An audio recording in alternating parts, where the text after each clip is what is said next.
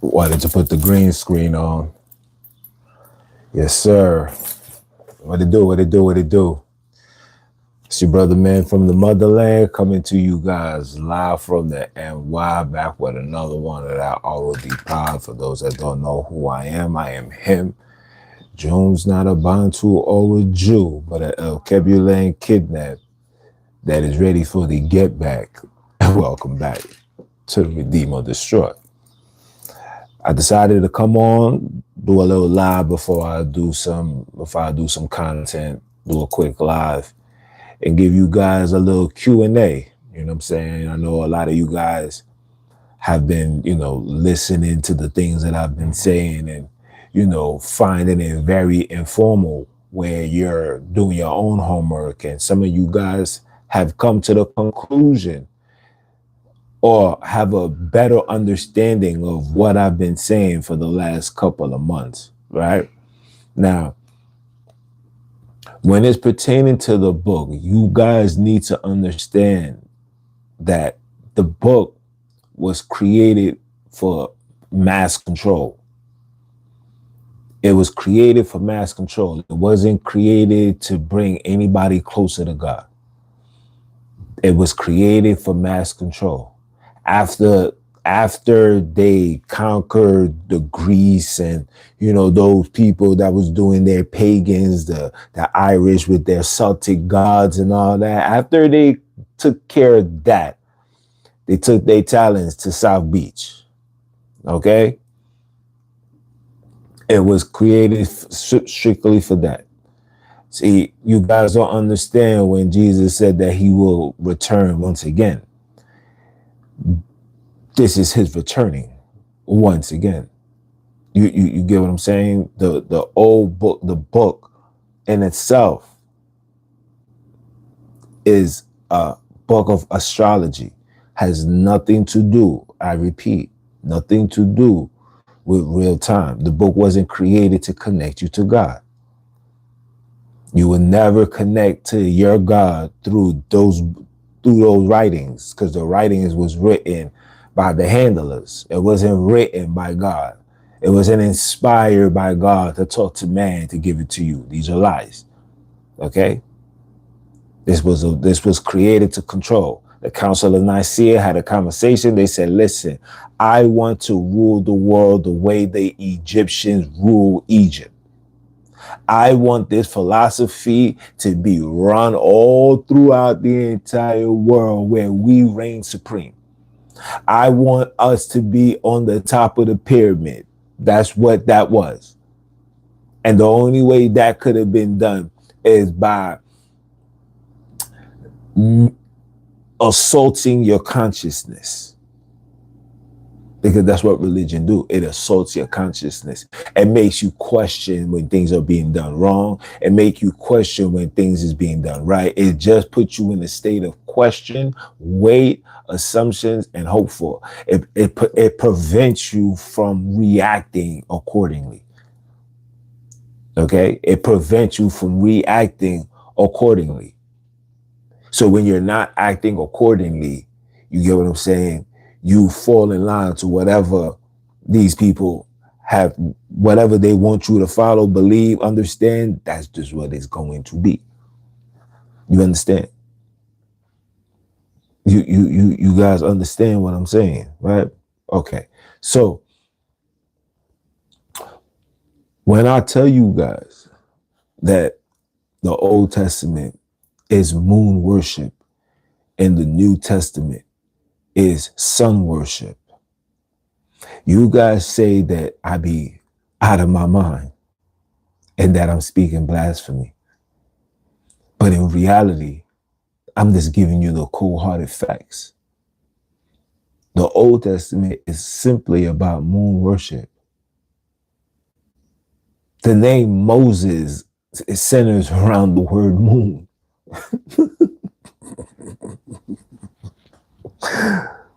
The word Moses centers around the word moon. There was when everything transpired, it transpired at night. When everything transpired, it transpired at night.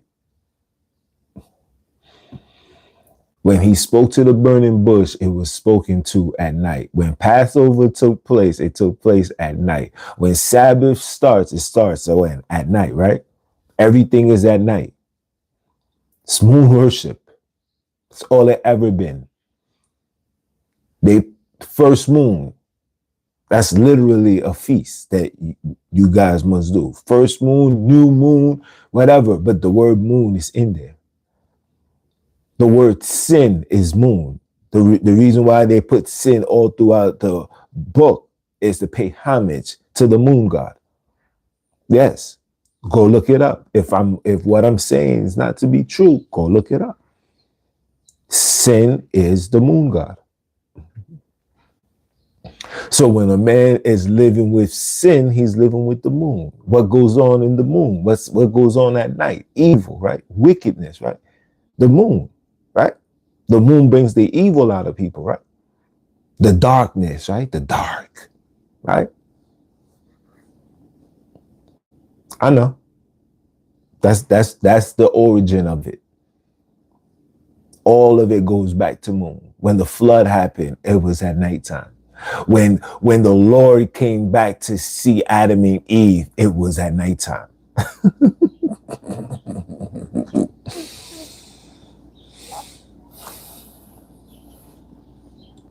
Because all of it goes back to the moon.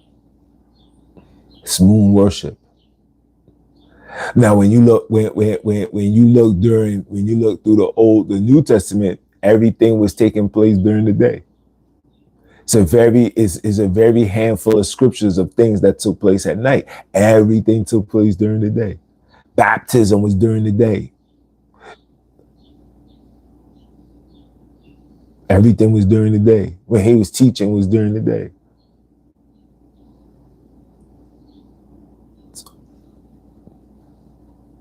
I've uncovered the Debunking Code. I figured out exactly why we as people are suffering. We're suffering because we're giving our energy to things that's not connected to us.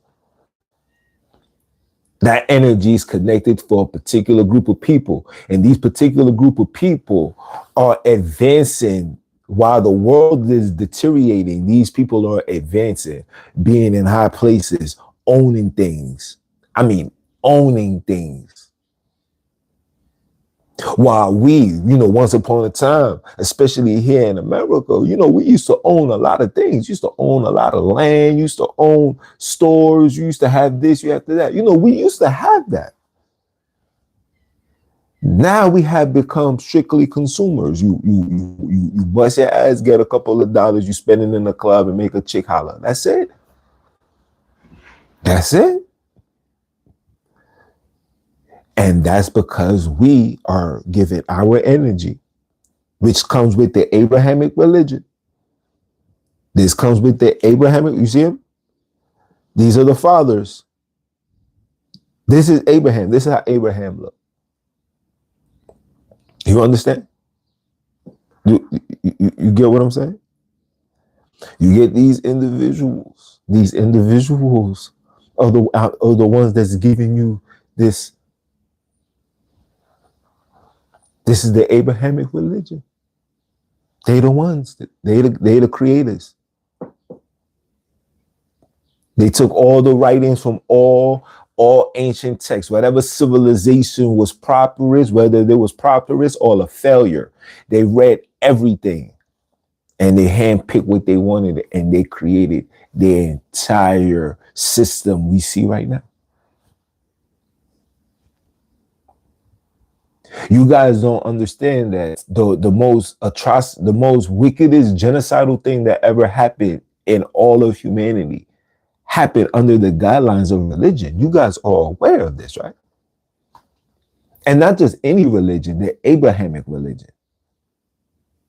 You guys are aware of this, right?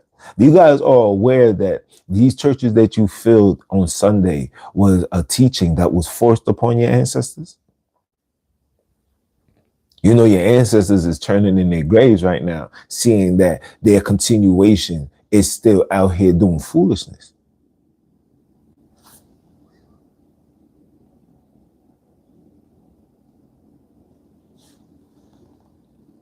They see that we out here doing foolishness. They beyond disappointed. That's why our and I don't want to say prayer, but that's how our reaching out is not being heard. That's how us calling out their names, trying to figure out why we are here. You know what I'm saying? We trying to pick up on other things, and we see that it's not working, and it's because of us. They're turning in their graves for the things that we are accepting. The things that we are doing, they're turning in their graves for that, guys. They're not, ain't nobody smiling right now. These niggas is turning in their graves for the decisions that we are making. The decisions that we've made and still are making in 2026, bro. Ladies is still calling on Jesus. Jesus come. He's hands in the sky. He's with me. You know, once upon a time they said if you didn't accept Jesus, we gonna essay your daughter. You know that this shit is for real, right? We grape out here. All in the name of all in the name of our Lord. I don't care what anybody telling me. These are the facts, guys.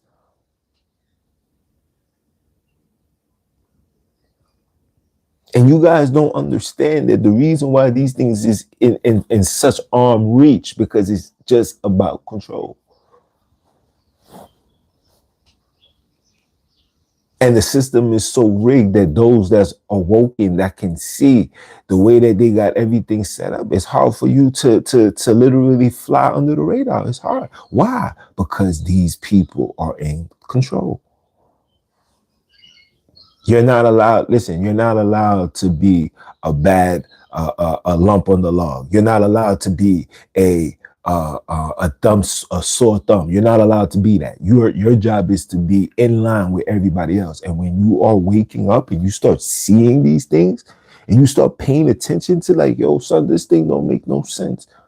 When you start seeing that, that's when shit gets real. Because they're going to do everything in their power to make sure that you come back to their fold.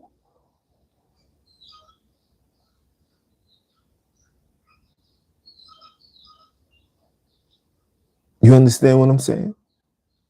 These people, these people's job is to keep you detached. Now, like I tell everybody on every live that I do, I ask one question. I say, yo, guys, do you guys never ask yourself, what was your ancestors doing before Christianity?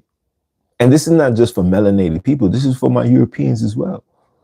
Because when I look at books like this,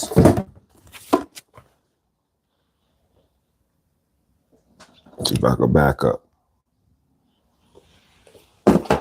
When I look up Encyclopedia of Gods and there's 2,500 different deities, I say to myself, well, what was these people believing in before these people started following the ways of Abraham? Like, what was they doing? And yet, every time I ask that, nobody could give me a clear answer. And to me, and for us, that is the issue. Because like I said, while we are giving our energy to a source that was given unto us, a particular group of people are reigning supreme, bro. Advancing through it all, taking it all.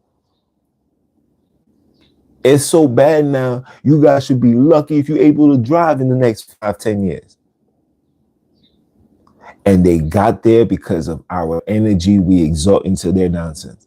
And like I say to every melanated person, and like I say to every European, Chinese, whatever, I'm like, oh, do you see something wrong that you guys come from a particular area and you guys know of the practices that took place in those areas, and yet you don't make it your business to go study that?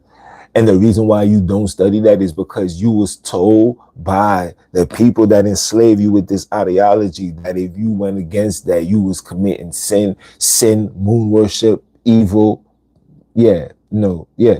Old Testament is moon worship. But anyway, you commit sin, and then you're gonna go to hell, fire, dark at night. You get what I'm saying? Moon worship. That's why. Anyway, I'll leave that alone. I'll leave that for another time. But you don't see, like, it's kind of alarming that we're learning and continuously doing the same repetitive nonsense that had not given us any results. If somebody was to ask me and say, yo, June, why you want to do voodoo? I'll be like, because voodoo gave us our freedom. That's something that we know worked. We know that it worked. Now, if every single melanated person was on that time, this war with Iran wouldn't even be that. It wouldn't even be that. It would have been with you. Iran would have been siding with them. I promise you. Because the commodity, the product, the merchandise is always going to be us. They would never take their foot off that. Anytime they see you prosperous, they see that you're making progress, they see that you're elevating, they see that you're not under their religious hypnosis, they cause controversy, universal controversy, where it slows you down, put you in a corner, goes through, you end up going through the fire. Like, damn, bro. And there's a reason behind that, and we ain't gonna talk about that, but these people know. That's why the book is in arm's reach. It's for you to sit down. It's for you to continue looking up. Like I said, Old Testament, looking up at the moon. New Testament, looking up at the sun. Everybody's ideology of their God is sitting in the sky. Meanwhile, check this out. The birds that fly all through the sky comes back to Earth to get food. The birds come to the ground, comes on land to get food, comes on land to take a shower, comes on land to interact, come to land to engage. But you're being told that something is in the sky. Nothing is up there, guys. The only thing that's up there is the moon and the sun. Old Testament, New Testament. That's the only thing that's up there. If you look at the portraits, I could show you guys these things right now. You could look at the portraits of Moses, the statues that they got of Moses. He's always with a horn. The horn goes like this, right? Half of a moon.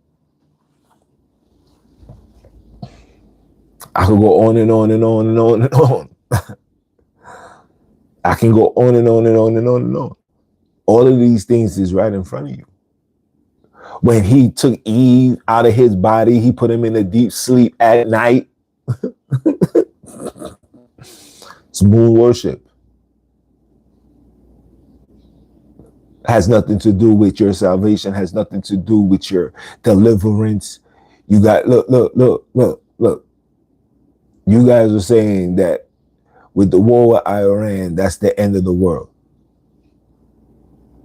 It's not going to be the end of the world. It's going to be the end of this financial system that we as Americans, U.S. citizens, thought that, was the greatest thing in the world. America is now going to fall in line with the New World Order. America will fall in line with the New World Order. They're gonna let the criminals, they're gonna let the weirdos, they're gonna let those that's playing both sides of the field. Everything is being let loose.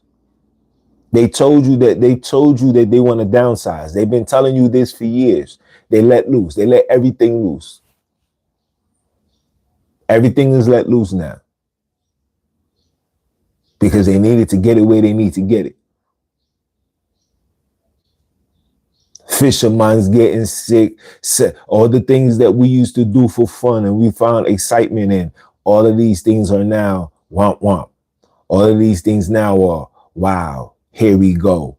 Wow, these people are really unaliving themselves because of what? Can't say too much, but you know.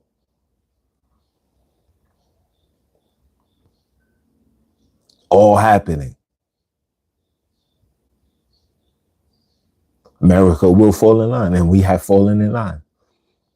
The wicked is going to take out the wicked, the criminals, the gangsters. You see the shootouts. You see everybody, nigga. They got everybody clipped. They taking down every gang. They're taking down every gang. You on the internet claiming hats and all that. They're coming for you. They just building things because they listen. They find it victorious or rewarding when they get them by the dozen. 2 or 3, that's regular. But when you can get an entire colony, wonderful. Big score, big payday. Big bonus. This is what they're in for. They're not in for the little things, and yet you guys still don't see that.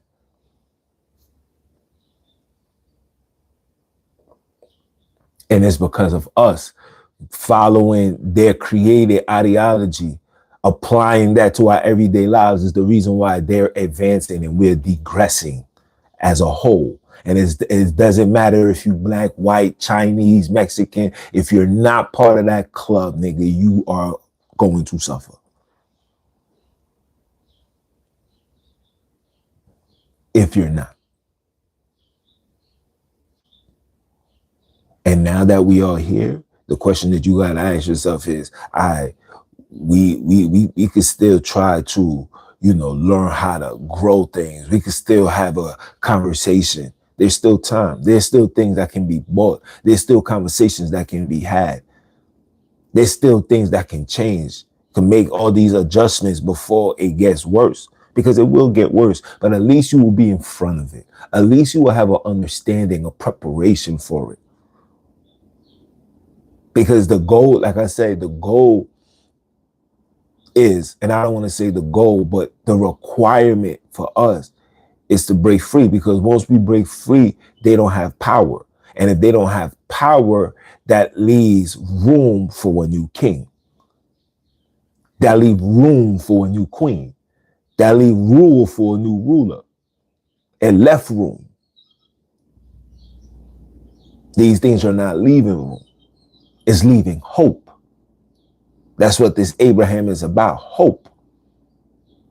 You hope you could touch the moon. You hope you can touch or wish or believe, whether you fly in the clouds with the angels or soar or sitting on top of the throne in the castle with Jesus himself. It's all about keeping your eyes to the sky. When the real riches and the power and the handlers that be, they are underground. They're not walking amongst us. They're chilling underground. Underground is where you're supposed to be. Underground is where you're supposed to be, but they told you it was hell.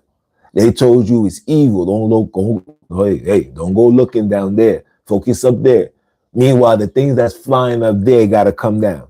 And they come down. Sometimes they stay down, don't even want to fly up.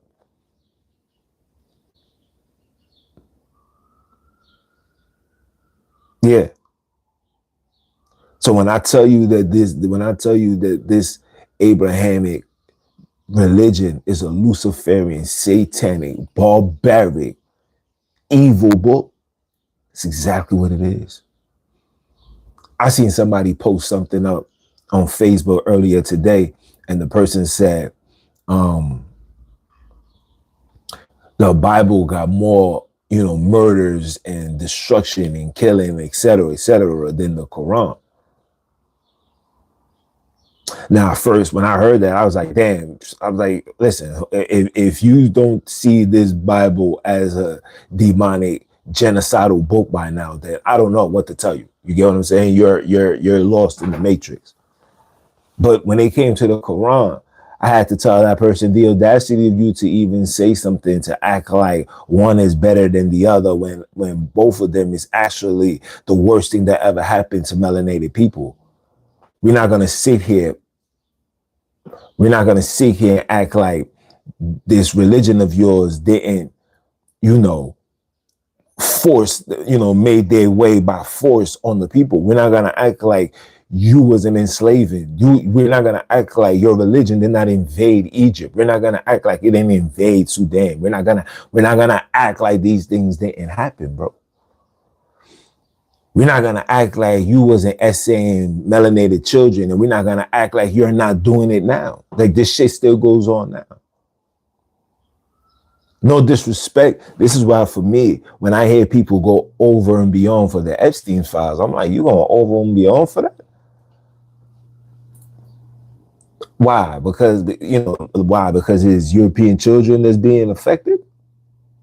You know, shit like this been going on since 1500s. You guys are aware of that, right? You guys are aware that what you see going on in those files been going on from the very beginning. You think these young little melanated children don't deserve justice? Don't deserve some level of acknowledgement? The audacity. The audacity. So you want you want the entire world to be in an uproar for European children, but there's not a complete conversation about melanated? Come on now, make it make sense. That's why when I hear people talk this, oh, you know, this is the end times, etc., etc., and I look at them, I say, wait, so hold on. So you telling me it takes for Europeans to go through a trials and tribulations to start being affected and start feeling like black people, melanated people, to now all of a sudden that's when Jesus is gonna come? That seems kind of racist, bro. I would expect Jesus or whoever, Yahweh, Yeshua, whoever, to make their presence arrive when they was doing all the violation through slavery, bro. And even after that, and the continuous. But you telling me it took for little bombs, hand grenades to be dropped on a place for now all of a sudden the second coming is here. Everybody's talking about repent. Everybody's screaming now, you better change. You better not stop talking blasphemy. Everybody is on edge now, but it's like, damn, was everybody on this edge when slavery was going on? When everybody was on edge, when you know, going to the market, because, you know, back in the days, the markets used to be on the shorelines, right? You know, that's where people used to go market, right? So they walking on the shorelines, they seeing a whole bunch of melanated people with shackles around their neck. Now, one time, did anybody say, oh my gosh, that is so evil, you're going to go to hell for that? The second coming, Jesus soon come. Anybody was saying that? Absolutely not. It wasn't. And this is the reason why I don't subject myself to these things, because these are the reasons why we're suffering. This is the reason why we're digressing as a people, as a whole. You're falling for an ideology that was literally forced upon you, told you to follow, observe, respect, and honor. Take everything that's going on in this world as a mercy from God. But yeah, your mother might die from cancer. Your brother might catch a heart attack. Your granny might catch a stroke. You know, everything bad is gonna happen. But meanwhile, the people that gave you this ideology, they're 89 years old, getting their fifth heart transplant. You know, they're getting everything that they need to preserve their life, as long as as trying to preserve their life as long as they can, while you're just trying to pray and hope that Jesus gets you right.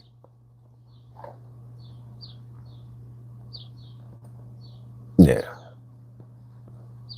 Like I said, there's, you know, that for those that believe this Abrahamic thing, man, that you're still part of the matrix. The matrix is religion, guys.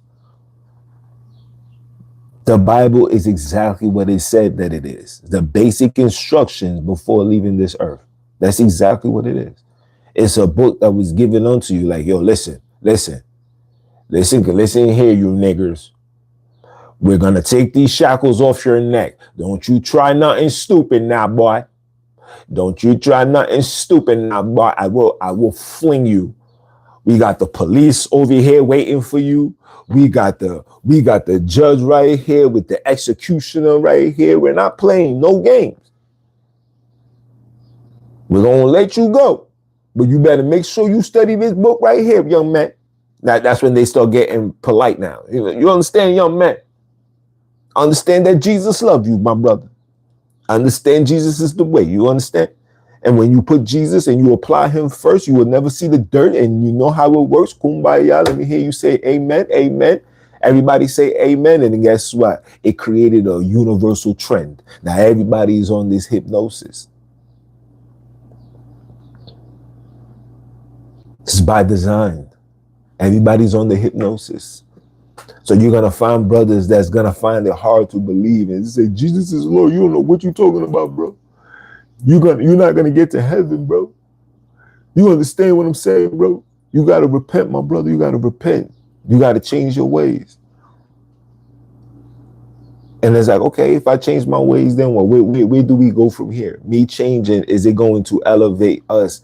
Is it gonna allow me to own property? Is it gonna allow me to have great health care? Is it gonna allow me to have great health? Is it gonna allow me to eat clean? Is it gonna allow me to eat healthy? Is it allowing me to have enough money to make those things possible? Is it? Is it? Because when I look outside, the ones that believe the hardest are the ones that suffering the most. The ones that believe the hardest are the ones that suffering the most. And the ones that's watching those suffer, they say out their mouth, the reason why they're going through what they're going through is because God loves them and there's something greater for them on the other side. That's what is being told.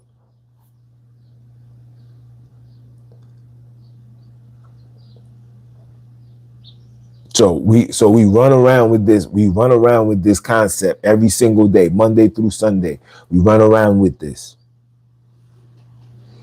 not knowing that the whole purpose of it is to have you in the state, in the condition that we are in as a people, bro. When things go wrong, we cry because, put it in Jesus' hands. When things is real, we pray because, put it in Jesus' hands. When you're sick and you're about to die, instead of eating healthy and, changing your lifestyle and, getting out of the area that you're in, and go into a different place and breathe in new air, But because of Jesus and, you having to obey your master, you get what I'm saying? You put trust into these doctors and stuff like that. You take their medications, and then before you know it, it's kumbaya. It's the same repetitive cycle over and over and over and over and over again. It doesn't change. If it's not broke, don't fix it. And if anybody try to break it, make sure he's no longer existence. That's how the game goes. That's how the game goes. It's nothing personal. You just got to understand the role and the positions that these people are playing.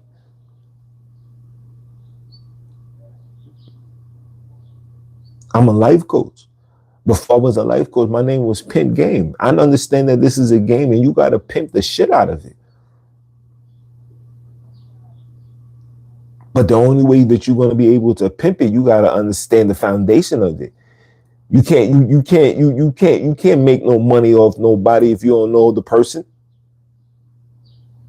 You ain't gonna be able to break down. You ain't gonna be able to break and survive off the system if you don't even know how the system even was formed. What's the formation of this system? And the formation of this system is called Abraham.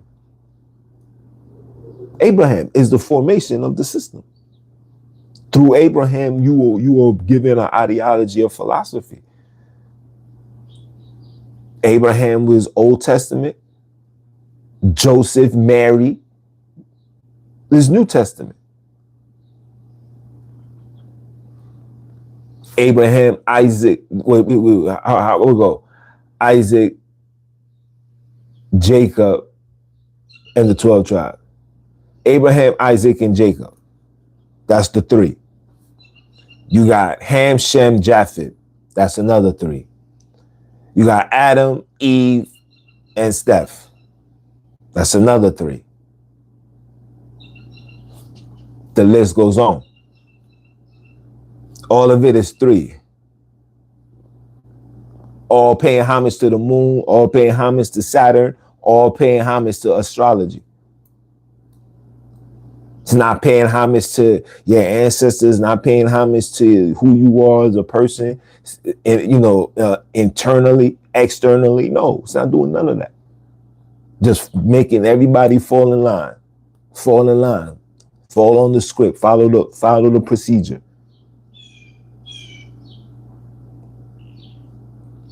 That's all. You could talk about anything. You could do anything that you want in this world. Just make sure you don't talk about the establishment. The establishment is religion. The fuck? The establishment is religion, bro. The establishment is religion, bro.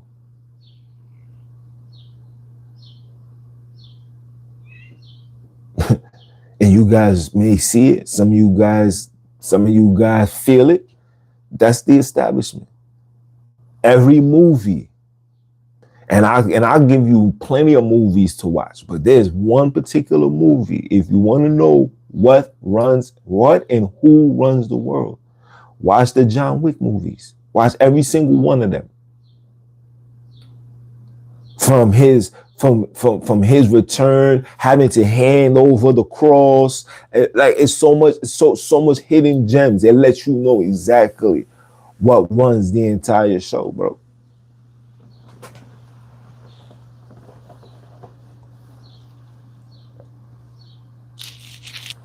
Facts. This man right here told you out his mouth that his family created this thing called religion.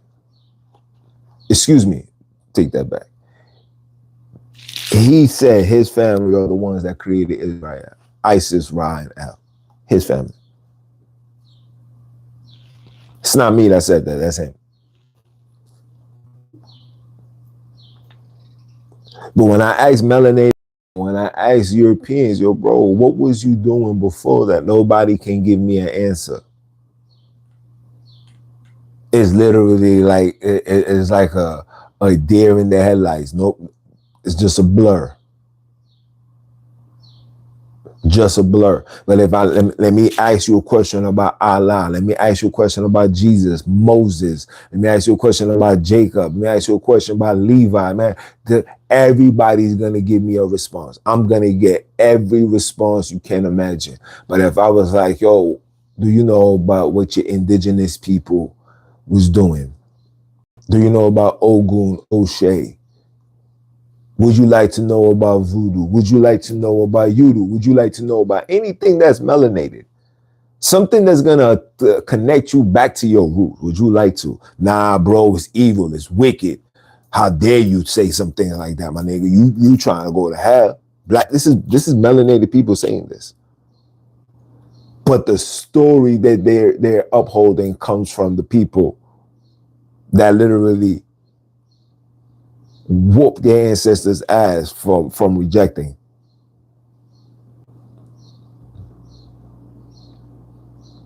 So yeah, the Old Testament is moon worship. The New Testament is sun worship. So it's a book of astrology. Has nothing to do with your salvation. The book was literally given unto you for control. The calendar goes back to the sky. The old Algorian, whatever you want to call it, calendar goes back to the sky. Your paycheck, how you guys get paid, moon worship.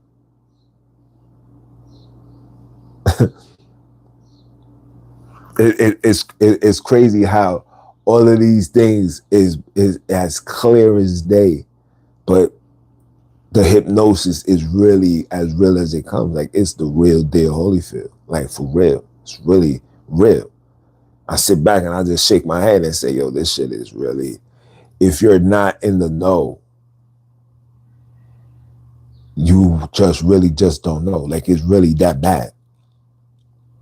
The power of this hypnosis is that bad. It's that bad. Families are destroyed because of religion. Lives are taken and lost because of religion, bro. The Abrahamic religion, bro. All of it. Sooner or later, we might end up going back to doing what Gandhi and them was believing in. That's the route we're headed. Oh, my bad. You guys still thinking, the second coming, or should I say the third coming, or should I say the fourth coming of Jesus is, he's about to make his way onto this earth. And he's going to wreak havoc on those that violated every European, but could care less when the niggas was going through what they was going through. Yeah. Yeah. They tell you to repent. They tell you that, all these celebrities and melanated people are burning in hell, but not one time did any one of these people ever show you a slave master. Not one time did any one of these people show you a president that historically been documented to owning slaves. No, you never get these conversations. Because the objective is to tell you that do not chase your dreams. Do not try to be a celebrity. Do not try to, be in this position unless you are, prepared for what comes along with it, because you're going to go to hell. Right? But don't do that. But, just be a regular 9 to 5. Get a job. Take care of your family. Continue going to church on Sunday. Continue paying your tithings. Continue being a widow. Continue raising disgruntled children. Continue, having arguments with your wife. Continue doing all the bullshit. And guess what? When shit get rough, all you got to do is pray to Jesus. This is what they created. That's why that story was given unto you. To minimize your state of rebel. Because if you want to be technical, melanated people should have been rebelling a long time ago. From the minute they put crack cocaine in your community, the entire neighborhood should have been rebelling.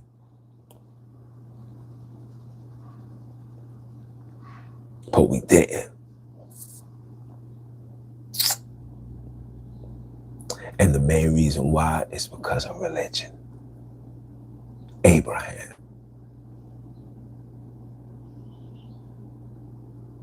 Any questions? Any questions?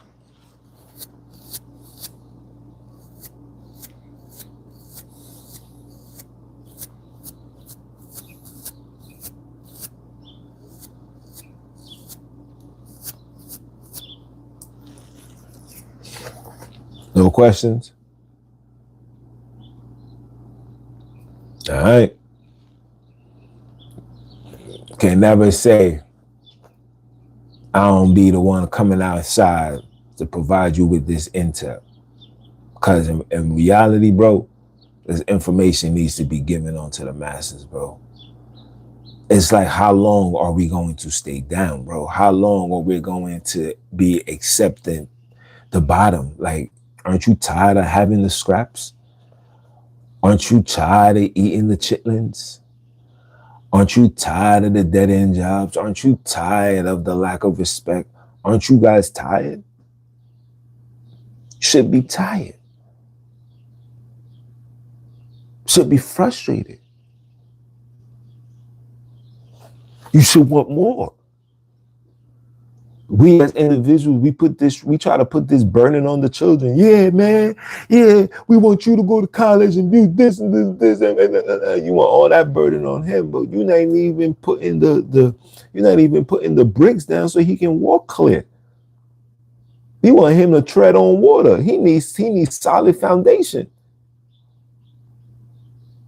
That's all we ever needed. You giving us this demand that we be great. But your place in making sure that we be great is providing us a foundation where we can be great. Put us in a position where we can be great. There's not a lot of children that get those opportunities because their mothers and fathers did not want to be great. They don't see themselves being great. They don't want to be involved in that aspect. But that's the only way you elevate. That's the only way you elevate a community. You elevate people. You make them get to that next level. You make them get there by having a foundation for them. And we're not doing that. And because we're not doing that, these people are taking advantage. And they and every time,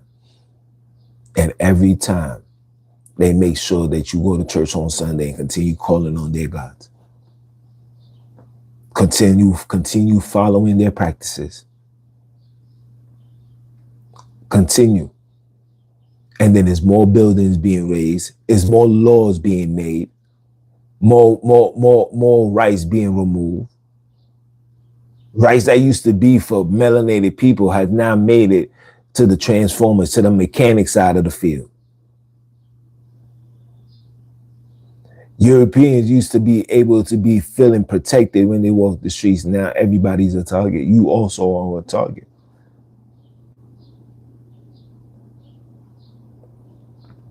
Don't think you moving back to the hood is by design.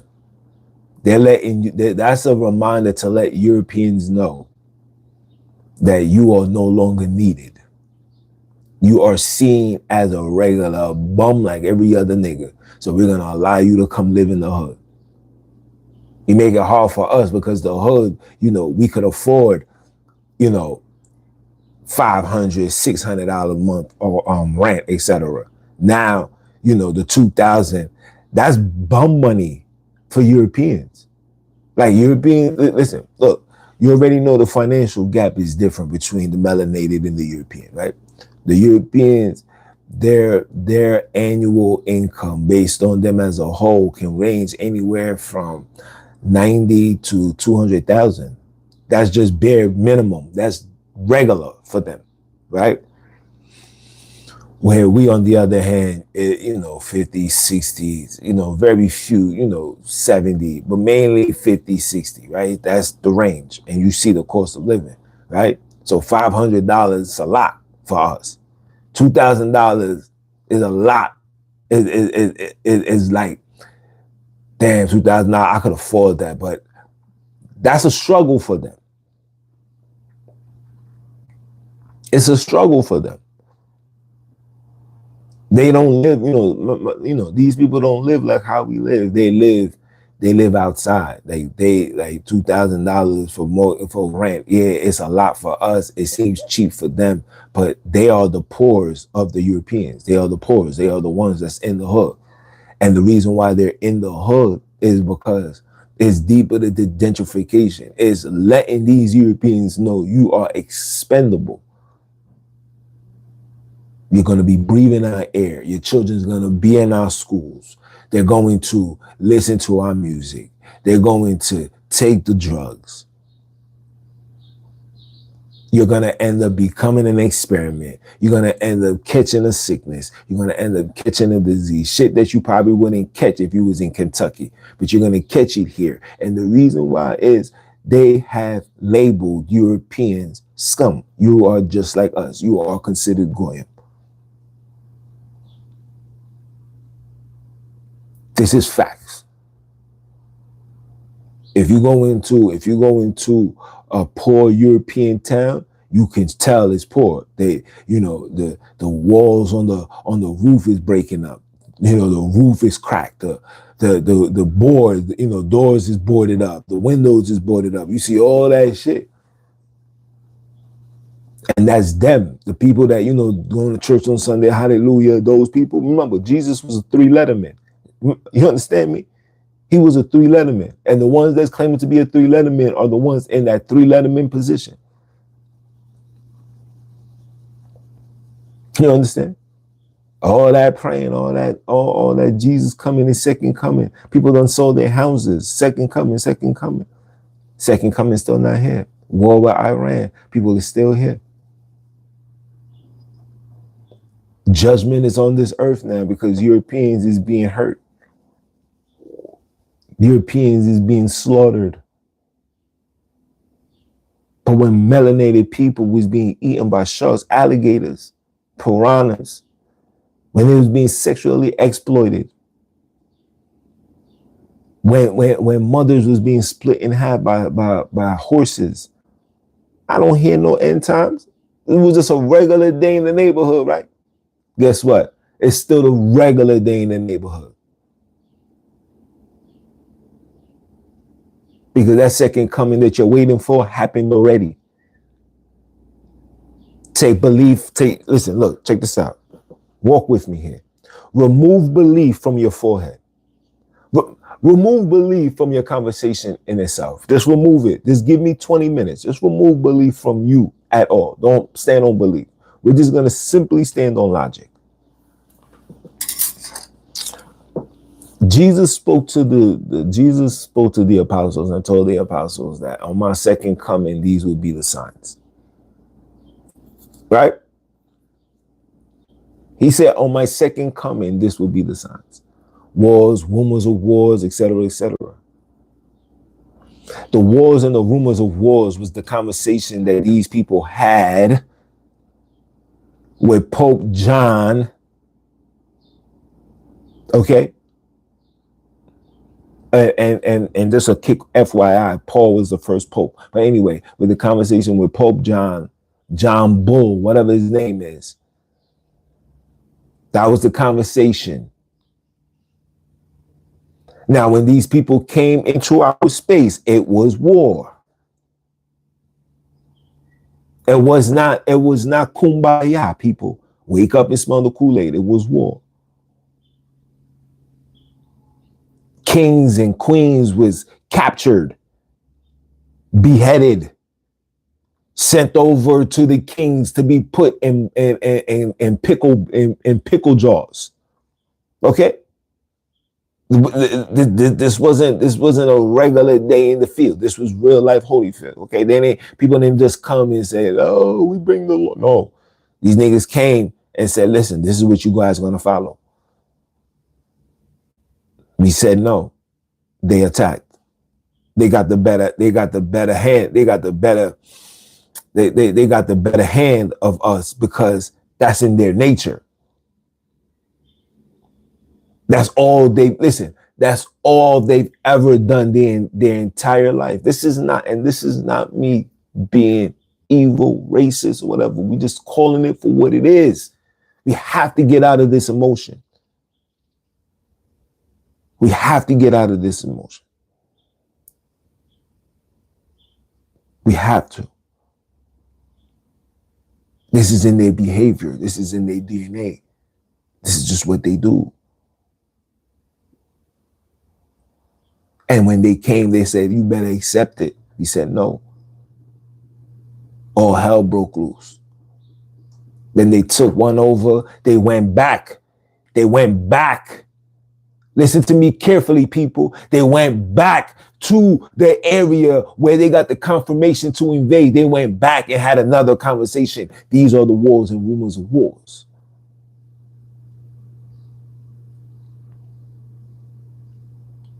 The riding on the angel, riding on the clouds. Well, when you look at the ship that first arrived, was called the ship of Jesus. What you think it came in?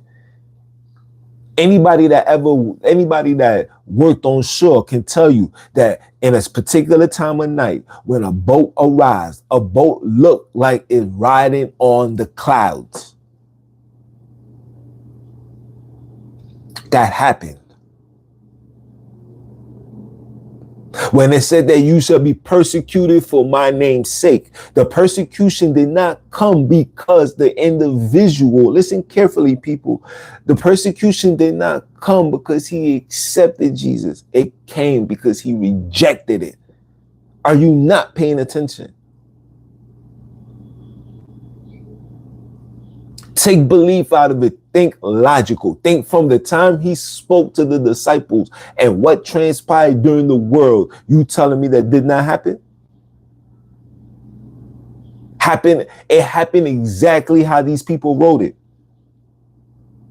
He said that he's not coming. He told you out of his mouth, I come not to bring peace. I come to divide. He divided.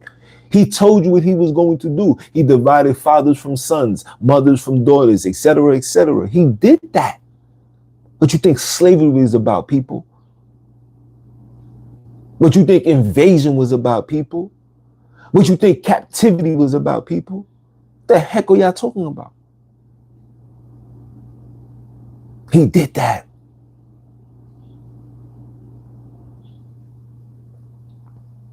And him rising on the third day is symbolic to let you know that's how fast it took them to take over your land. Nigga, lay eggs all through your entire land. That's why the entire world is corrupted. Contaminated babies created throughout the world, nigga. You still don't see it.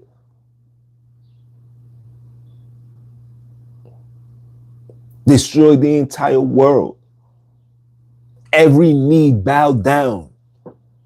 Who you think goes to church on Sunday? Every knee follows and believes in Jesus Christ in one way, shape, or form. You can find his chain in the store. You can find the Bible in the store. You can download it for free on your book. You can get a free image of that in your phone right now for free. What are you talking about? You think when Jesus, you think Jesus was as revered and honored and followed and worshiped now than he was before? You think beforehand it was more people? Remember, he was not in control. Render Caesar's what is Caesar's. He was not in control. He's in control now. Caesar answers to Jesus Christ. The Pope answers to Jesus Christ. Your president answers to Jesus Christ.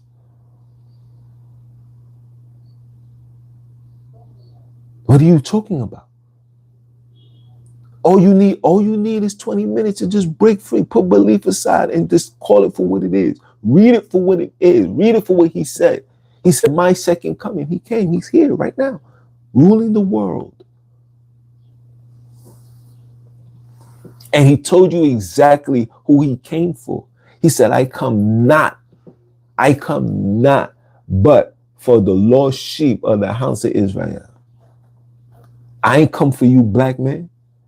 I ain't come for you, Chinese man. I ain't come for you, Euro. I come from the people that created me, the three lettermen, the Jesuit order. That's where I come from, pimping. I don't come for you. That's why you niggas is suffering.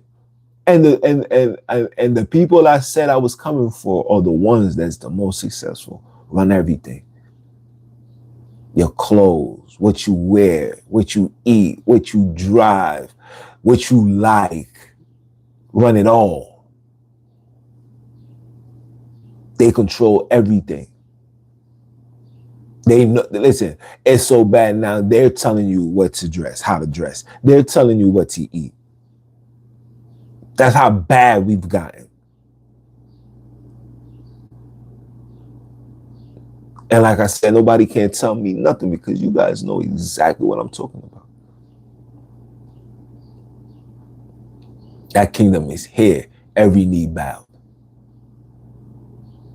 The gold, the kingdom of gold is Africa. It's the titaniums that they get. It's the gold that they stole. And from everywhere on the earth, remember who started this. It was through religion, through Jesus, through the name of Jesus Christ. He got his kingdom. It's here. They got you dumb folks looking in the sky. They got their kingdom here.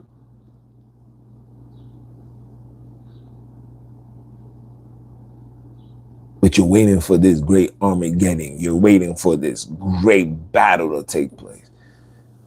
Ain't gonna be no battle with them with each other.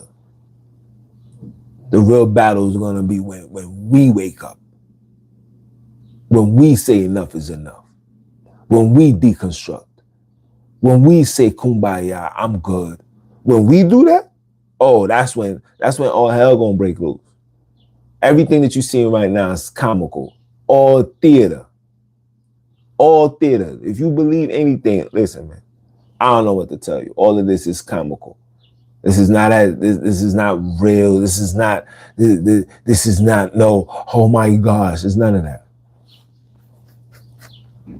They got the world exactly how they want it. Listen, they got melanated people. They got people in general believing that the war in Ukraine and Russia really took place. I had people hit me up, send me pictures. Like, yo, man, ain't nothing going on.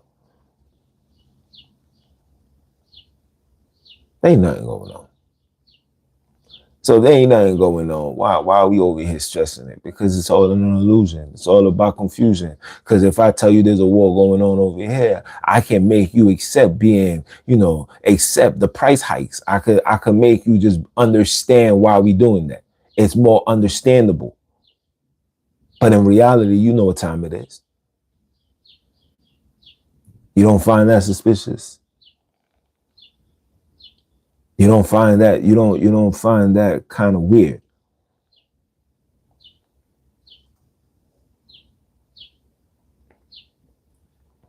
You guys thinking everything that you see going on is prophetic. It's not prophetic, bro. It's nothing is done prophetic, people. Everything is a propaganda. Because the story is not a real story, bro. It never happened in any way, shape, or form. And I'm speaking solely about the Biblos. I'm not talking about the book of Alchemist and all that. I'm not talking about ancient texts. I'm not talking about Mesopotamian writing. I'm talking strictly about the Biblos. Anything that was written in there never happened. It was created for control. Never happened. There was no David, there was no Solomon, there was no Israel, there was no battle with the angels. Oh, and he also battled the angel at night as well, moon worship, but yeah. None of these things transpired, bro. We have to put ourselves in a position of understanding certain things. Like, I'm gonna give you an example. These people tell us, like, when you are a child, they tell you that Santa Claus is real, right? You never seen him, never spoke to him, never. But they told you he was real. And as a child, for a long period of time, you believe that he was real. You believe that. That's the same thing they do with religion. It's the same thing. It's literally the same thing. You wake up, you put your belief and understanding into something that you never seen, never spoken to, never saw, nothing. All strictly based on years and years of philosophy. When I hear people say, yo, man, your Jesus is real, he spoke to me in my dreams, or he see me, first thing I say, how did he look? Some will be like, yo, man, he looked just like the picture. I'll be like, I bet you was in your consciousness, and because you've been fed that for years, you thought that would be real. Can nobody tell? Listen, there's not a single person that can tell you right now exactly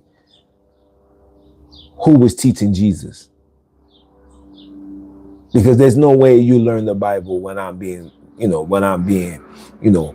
taught certain things. Even if you from the child of God. Because remember, he came here as a bare man, a bare mortal, baby and all. So that means he had to learn. He ain't just woke up and all of a sudden all the wisdom and knowledge came to him. In fact, when the knowledge and wisdom get into the other side of spirituality, he was a damn near grown-ass man, fasted for 40 days, 40 nights. That's when the so-called devil spoke to him. Come on now. That nigga wasn't born with all this. Somebody had to teach him. Who taught him? What was his best friend? Where's his garments? We talking about a very powerful person. We don't got no garments of him. Where the crown? Where the Thor crown that they put on his head? Where that at? Wouldn't that be something monumental? Where's the records of his execution? None of these things ever happened. It's all worship. It's all moon and sun worship. Listen, people. Your time is your asset. I repeat, your time is your asset. What you do with your time determines what you are in society. Because of the time spent, you're given a piece of paper that allows you to buy food to eat, clothes to wear, cars to drive. Your time is the value. Your time is worth more than gold. The reason why they got the automatic drive, and I don't want to get off topic, but I want to just let you know the reason why they got the automatic drive is because when you were born, you sign a birth certificate, you put yourself into a draft, you become a bond. You become a bond. So whenever that country want their money, you got to pay that bond. And guess what? Because the dollar is collapsing, China wants his money. So no better way to do it than, enlist people into the war. China don't need all you niggas in China. We the bottom feeders. Remember that. They don't need you there. So put them in the front line. Let's create a narrative. Put them in the front lines. Let's depopulate, downsize the way that we need to so we can run this world the way that we want to. That's it. Has nothing to do with no salvation, nobody coming. All of that is lies. What they want to do. You downside, you make them work. Your time is precious. That's where the money at. They pay you for your time. That's why you get paid per hour. Your time. You got to give them an hour time for them to give you something that they feel worth for you. You ever seen that movie with Justin Timberlake, In Time? That's where we're heading, because once the dollar collapses, you got to pay them with something.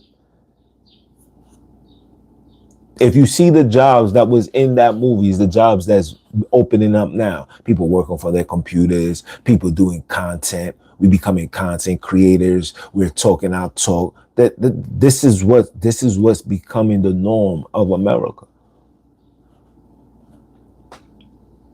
You see people doing live for 10 hours and got 10,000 people that tuned in. All they need is 10,000 people to tune in, and you get a decent amount of money. That's how people is making their money now. There ain't gonna be no job. You sitting here waiting for Jesus to come. Jesus is here. You ain't gonna get no job. You gotta fall in line. You gotta comply. You gotta comply to what they tell you. That's what that is, pimping. You don't lose your mind if you listen. You don't lose your mind if you thinking that something is gonna give you something better than what you got now. Nah, my nigga. It's all about design, bro. And it was created intentionally. That's why I keep telling you guys, you are investing way too much of your energy to a ideology that connects nowhere back to your ancestors. It connects back to them. Your energy goes to them. Your time goes to them. You keeping them on high while you, your family, your loved ones remain on low. Having nothing to show for yourself other than a nice car. That car can't get you over the mother effing border. That car can't get you into Africa having freedom. No, that car only could get you from A to B, where you deserve to be. You ain't never deserved to be free. You only allowed to go to A to B. You see when it rhymes? Come on now. Make it make sense. All of these things is by design. You think these people are going to give you something to honestly free you from their control? Absolutely not. How dare you? These people are playing chess. These are the elites of the world. These are the ones that sit on the top of the totem pole looking down on you like scum. You telling me they're going to give you anything to set you free? Are you stupid? Have you lost your mind? These niggas ain't going to give you absolutely nothing. They're going to give you something to make you sit your ass down and be relaxed. Because the last thing that they want to do is having to deal with some rebellious ass niggers, women, whoever. They want you to spend your time feeding them. Spend your time making sure that they live their lives, doing whatever they want to do. And that's what you do. Come on, man. People don't understand what's really going on. This is moon worship for the Old Testament, sun worship for the New. You worship in the sun. Sun is what's governing the entire world right now. Sun worship is what's governing the entire world right now. You guys are waiting for the man. There's nothing to wait for. That nigga is here right now, chilling. He's in your home right now. So, how many of you guys got a cross in your house? How many of you guys got a Bible in your house? How many of you guys got something Catholic, Christian, Hebrew you got in your house? He's in your crib already.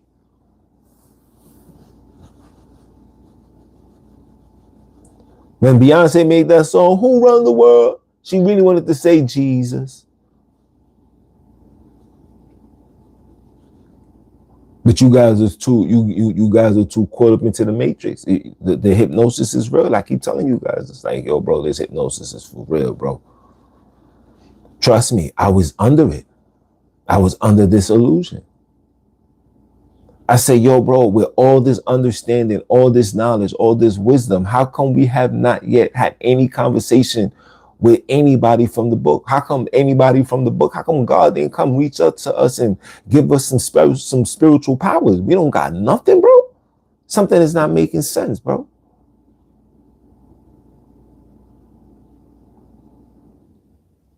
And when you start feeling that way, you start going and you start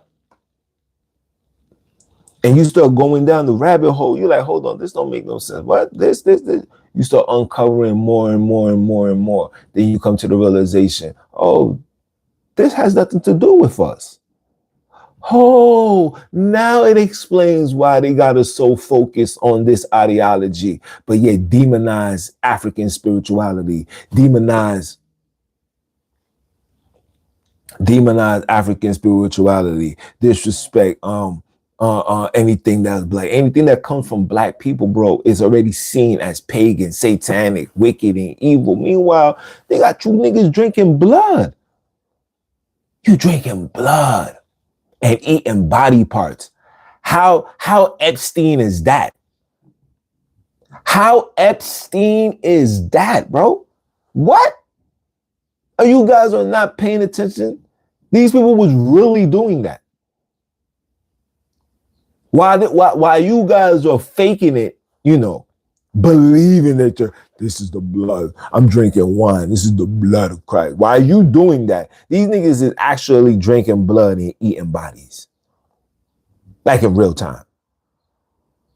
And the scraps and shit like that. They blend it up. You know what I'm saying? They blend it up and then they serve it to you in McDonald's. Some level of fast food, you guys can eat it. You thinking that I'm lying? Go look on TikTok right now and type in little girl find baby tooth inside of her burger.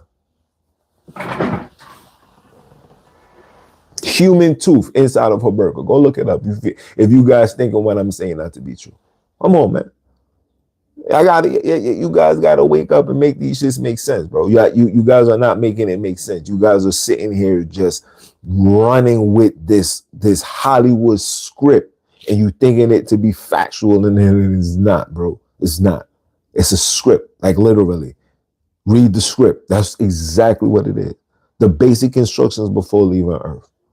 The rules that you need to follow and oblige by before leaving this Earth. Remember, this entire Earth is governed by the canon law. Where does the canon law come from? What was called the canon? Oh, okay, the Bible. And if the canon law is the Bible, and Jesus tell you that I come in the volume of the book, who is running the world? Exactly. You see how you see how I answered that for you? You see how I answered that for you? Exactly. Now you see why the KJV was given unto you? Now you see why the Quran is given unto you? Now you see why churches is all over the hood? Now you see why they're putting mosques all over the hood? Is it starting to make sense now? Is it starting to click? Is it starting to resonate? Exactly. I know. I know. Sometimes when I come on these lives and I give you guys this spoonful of food, sometimes it'd be hard for you guys to process that. I know, and I get it. I understand that. I feel you. But you gotta get the understanding for you to make some level of adjustments, because we're heading down a place of having to make adjustments. Yes, they're not lying when they say it's gonna be the rich and there's gonna be the poor. There's not gonna be any more in between. The middle class is over for that. The middle class, you're no longer needed. You have become expendable. Your job is no longer warranted. It's no longer protected, covered. However, all of that shit is gone. It's over for that. The only thing that you get to do is either you be an entrepreneur or you fall in line with everybody else. And you live a life to ensure that those that's sitting up top stay on top and live good lives.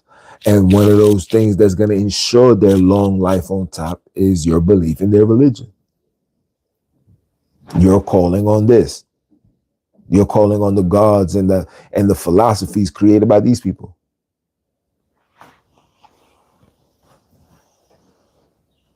Yeah. All of it, from the story of hell to the story of demons and all this, all that was created by them. And when I'm going to say this, and I don't want none of my Europeans to feel any type of way when I say this, right? But understand what I'm about to tell you. The Biblos was written by Europeans for Europeans to control non-Europeans.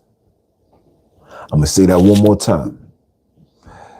The Biblos was written by Europeans for Europeans to control non-Europeans. Basic instructions before leaving Earth. That is it. Now you guys can take it, run with it, however, but just know that I gave you the facts. Take it how you want it. I gave you the facts. Anytime I come on these lives, and I'm going to start coming more, especially now that I got this free time and I'm doing this podcast and the business and all that. Yeah.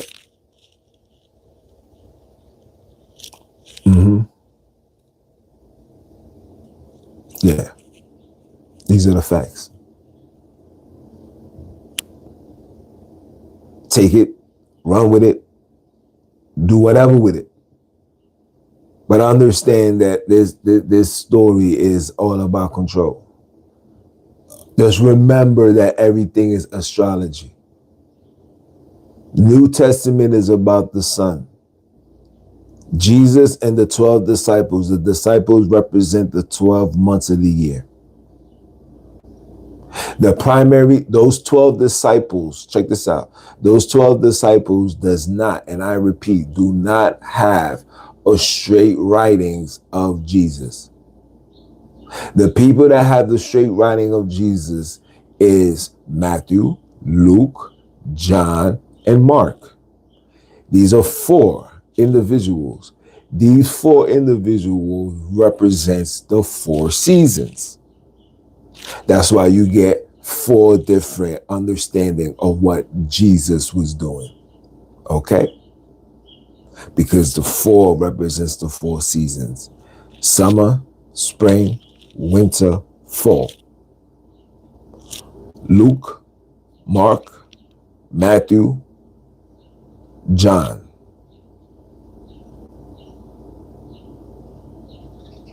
Paul came after. Paul could end up having all the writings within the book. The reason why Paul has more writings than those guys is because Paul is the founding father. He is, excuse me, let me take that back. Paul is your first original pope. Every pope follows the Pauline doctrine. Paul was the original pope. I have the books to show it and prove. Yeah. That's your New Testament. And then they throw a little bit of here and there for you guys so you can get a little bit of John, 1 John, 2 John. But the primary knowledge of this book, and listen, the primary knowledge of this book is that it's astrology, right? And even with Jesus Christ died at the age of 33. 33 is Masonic. Masonic goes back to what? Moon worship.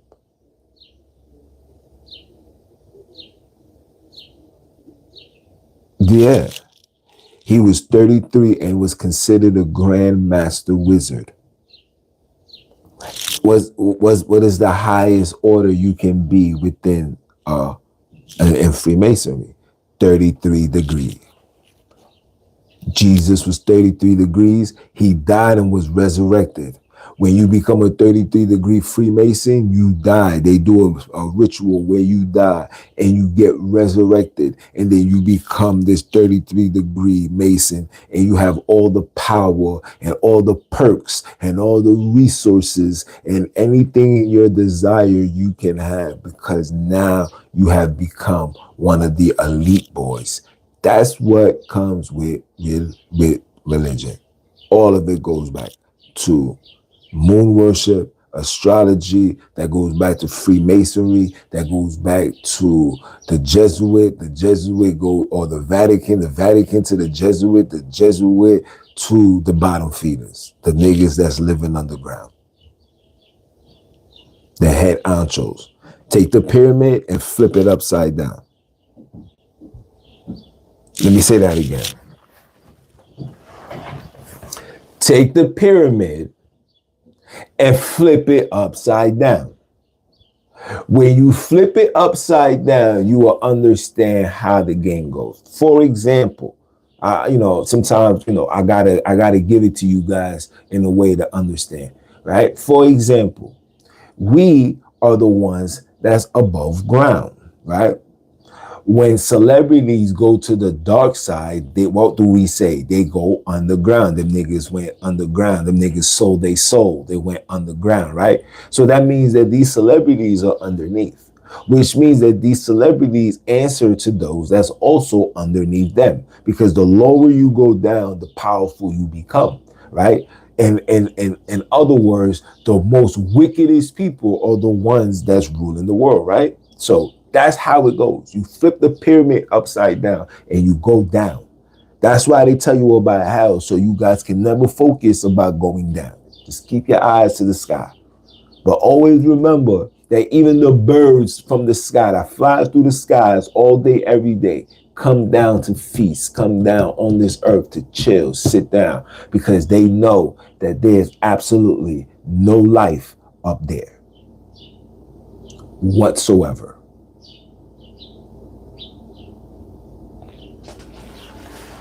So if you guys don't have any more questions, if you don't have any questions, I'm going to gracefully bow out.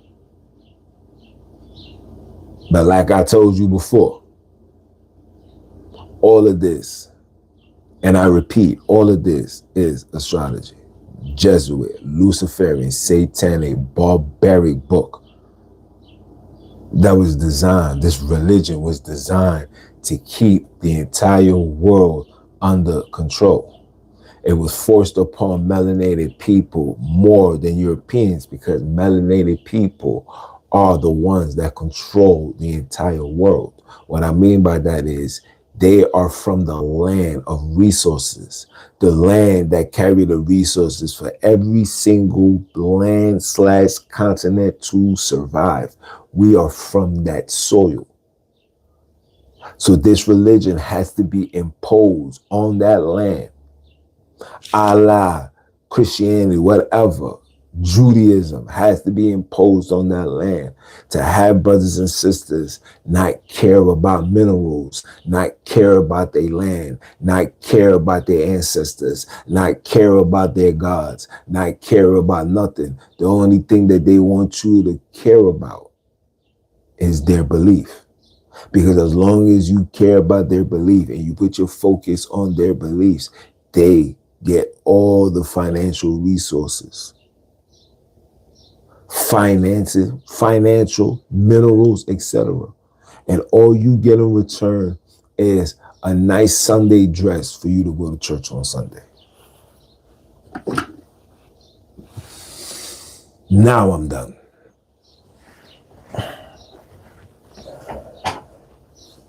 No questions.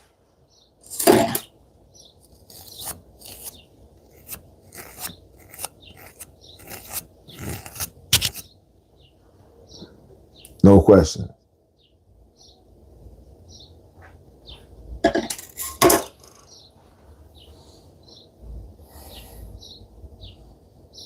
I really want you guys to start, paying attention. I really want you guys to really start paying attention to your surroundings. You have to break free from the ideologies. You have to absolutely. There's nobody going to no moon. That's a lie. Nobody ever walked the moon a day in their lives.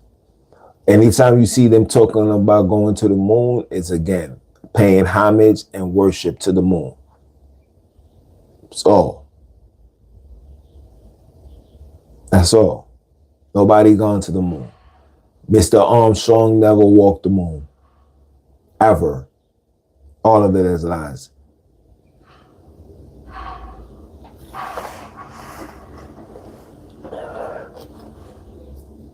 All of it is lies.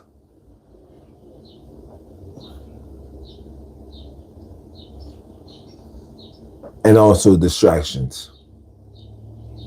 But all of it is a lie. Nothing is in the sky. The only thing that's in the sky is clouds. That is clouds and birds. Planes or whatever soars through it. There's nothing that goes above it. Look, how can people be on the moon when there's a firmament? How did they get through the firmament and end up on the moon? How? How? None of these things is for real. All of it is lies.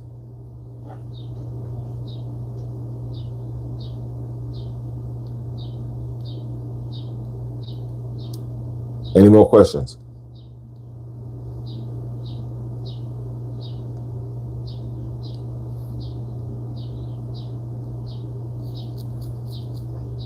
Hit the like button. Throw some dollars in the chat. Put some money up for your boy.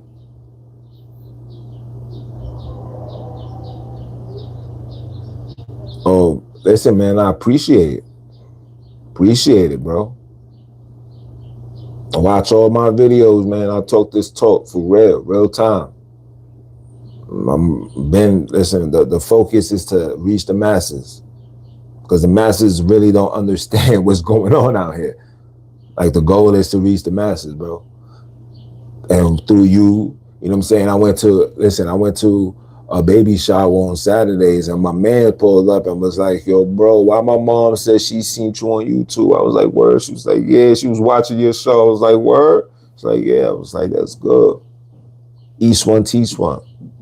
Wisdom and knowledge is the key.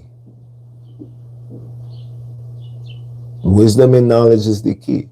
And sometimes knowledge and wisdom does not come from other people's writings and findings. Sometimes you find the knowledge. Okay? Every information that is documented, it came from somebody's brain. Somebody's brain seen that and wrote it on a sheet of paper. The difference between the thing is we're not writing it on a sheet of paper, but some of us is keeping it as mental memory. I keep a lot of this stuff as mental memory. Is information that I keep in my membrane. Like, oh, you know what? Yeah, let me keep this in the. Let me store this in my brain because one day I might have to speak to people and really might have to break this stuff down where they can see it. Because some of you guys, like I said, is distracted, is blinded, by a lot of things, whether it's religion, politics, your job, whatever. We get sidetracked and we don't be seeing the shit that's right in front of us. And the shit that's right in front of us are the shit that we are accepting, and it's to the reason why we are in these circumstances that we are in. Okay, the war is happening because of us. It's not because of them. It's not because of Trump. It's not because of us. It's because of the lack of accountability, the lack of standing up. And the reason why all of that transpired, because that's what religion promotes. That's what religion promotes. And that's why religion and the big blows was given unto you. Okay?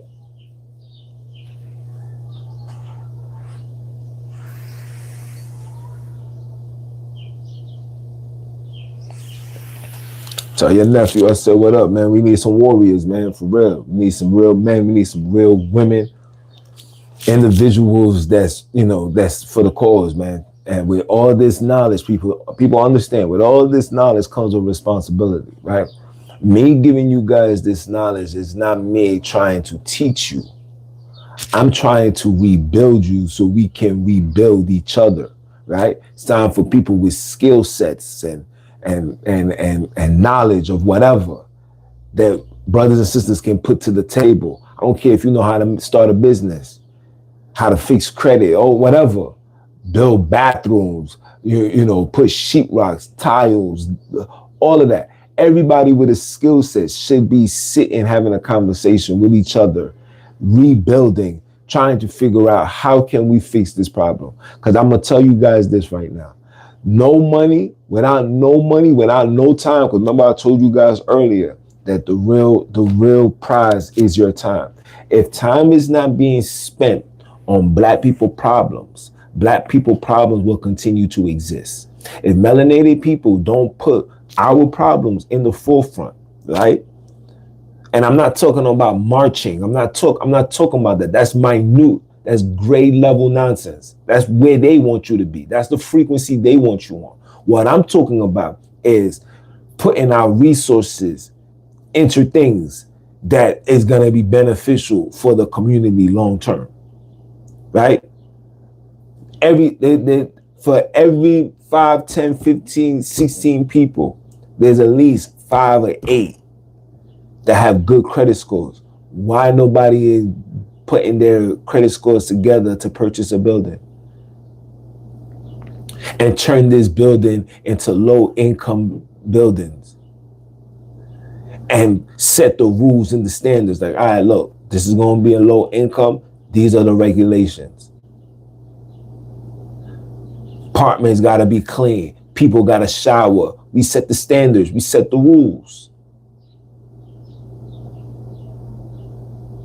We clean up.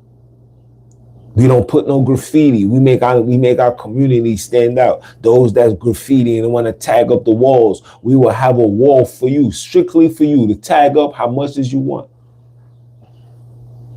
But these other buildings and things that we're going to purchase and buy, these things are going to stand and be an example on how strong melanated people put situations and take control of their own actions and not wait for people to fix the problem. Not wait for Jesus to come from the sky and fix the problem, because it will never happen. It happened already. Huh? When we get into this space where we have conversation, there's a problem going on, we fix it. People's complaining about food, cost of living is too much. But for those that got the money, that it doesn't bother you, why aren't your money inside of a fruit basket somewhere and buying food for your people? Making sure that these children is eating well so they won't crash out and end up in jail. Making sure that these children, making sure that these girls is getting the right support so they don't have to walk around, selling themselves short because they trying to survive. We should be doing this. But you guys don't see that religion is the primary reason into why we don't do it, because religion in itself divides us in every way, shape, or form. Your belief is the reason why you don't see your brother as your brother suffering, that's needing help and need brothers and sisters to come together to fix problems. No, because religion tells you put it in Jesus' hands, and if you don't believe in what you believe in, he's a dub. That's what you was told. That's what you stand on. Come on, man. I don't give you guys this wisdom for you guys to just be running around just doing pure nonsense. Nah, this wisdom is for us to elevate, it's to make corrections. I'm tired of brothers and sisters. You get what I'm saying? I'm tired of brothers and sisters running to the people that put us in these circumstances for help. That doesn't make no sense. That's just more invasion. That's just more freedom being taken away. That's just more, like you literally have no say, have no position. You just got to fall in line, and that's what they want. Come on. 6 to 7, you realize it was BS. Look, 6 to 7. Look how young my brother is, and he's seeing in his nonsense, and that's intentional. They told you that you got to be 12 and 18 to be a man. No. Some people, listen, when we was in our land, whether it was in Africa or indigenous America, wherever you claim, once upon a time, bro, we was 5, 6 years old going hunting, my nigga.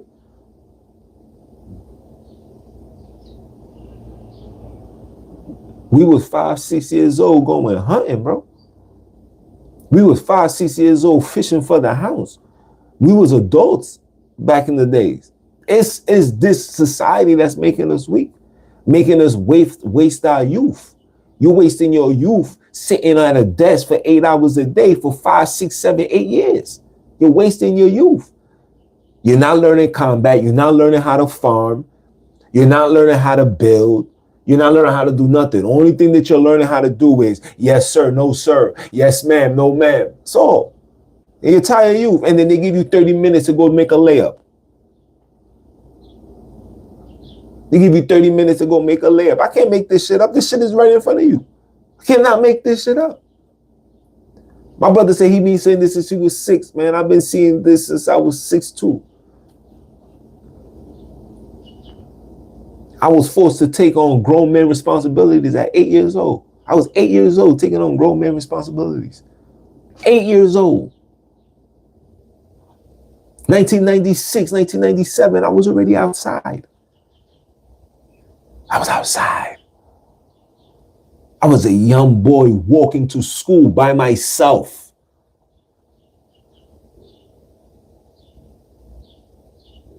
I don't come from today's. Yeah, I've been seeing what's going on. I can chronologically break down every change of America, bro.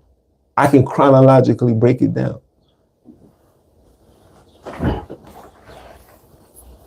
Not only I've been outside, I done did research. Look.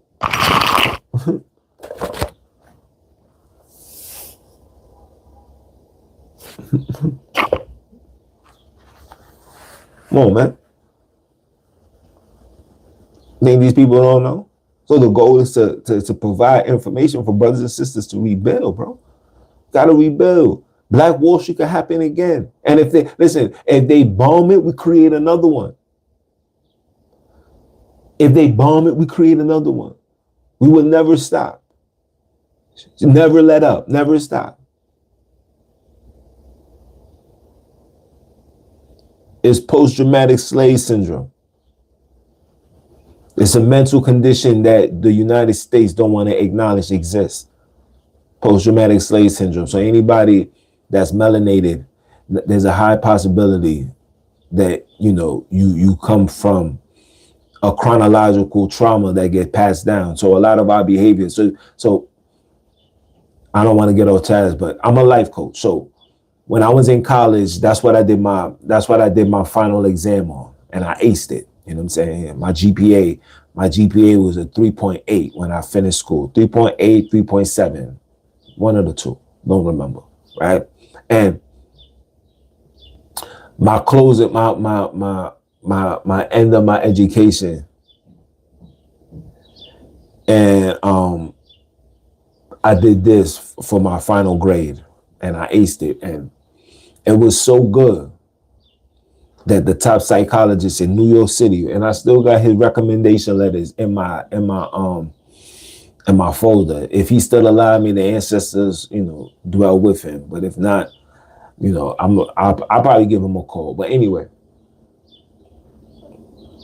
this presentation was so good that the top psychologists wanted me to give the presentation to the top psychologist here in New York City.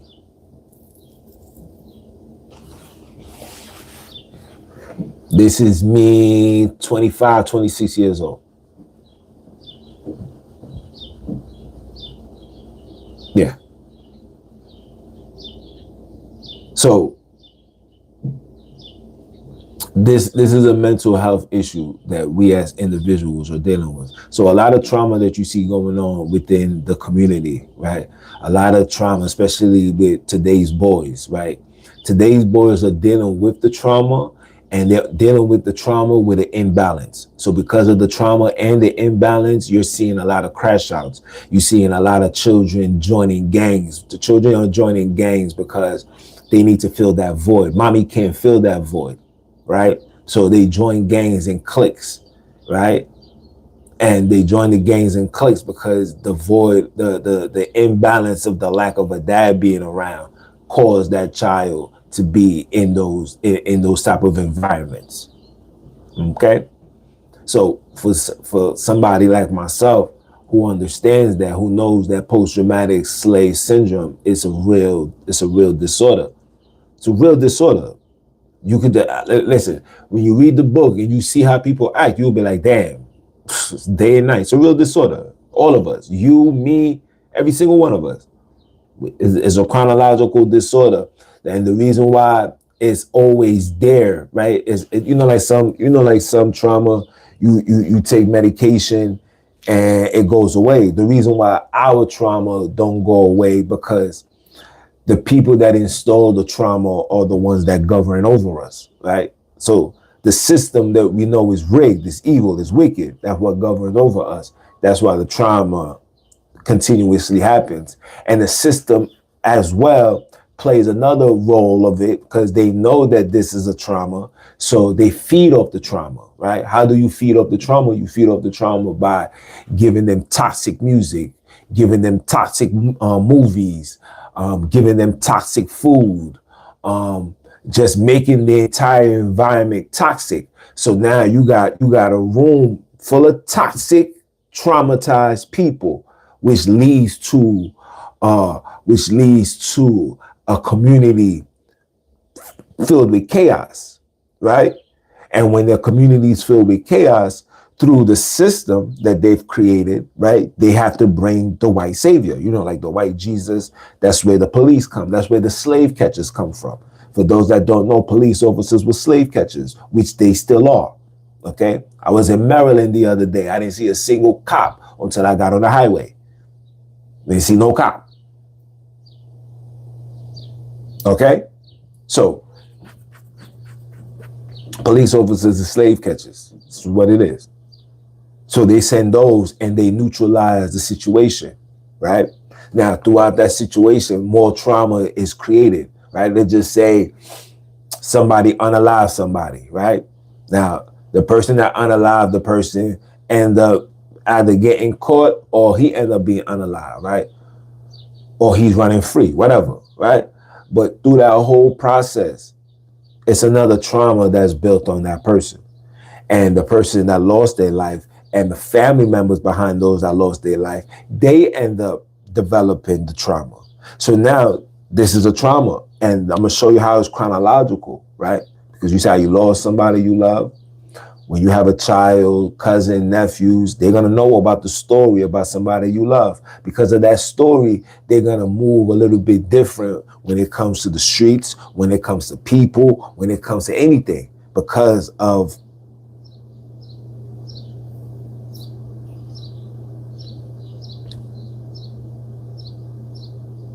Shout out, you get what I'm saying? So these people pass this trauma continuously down to the next generation, to the next generation.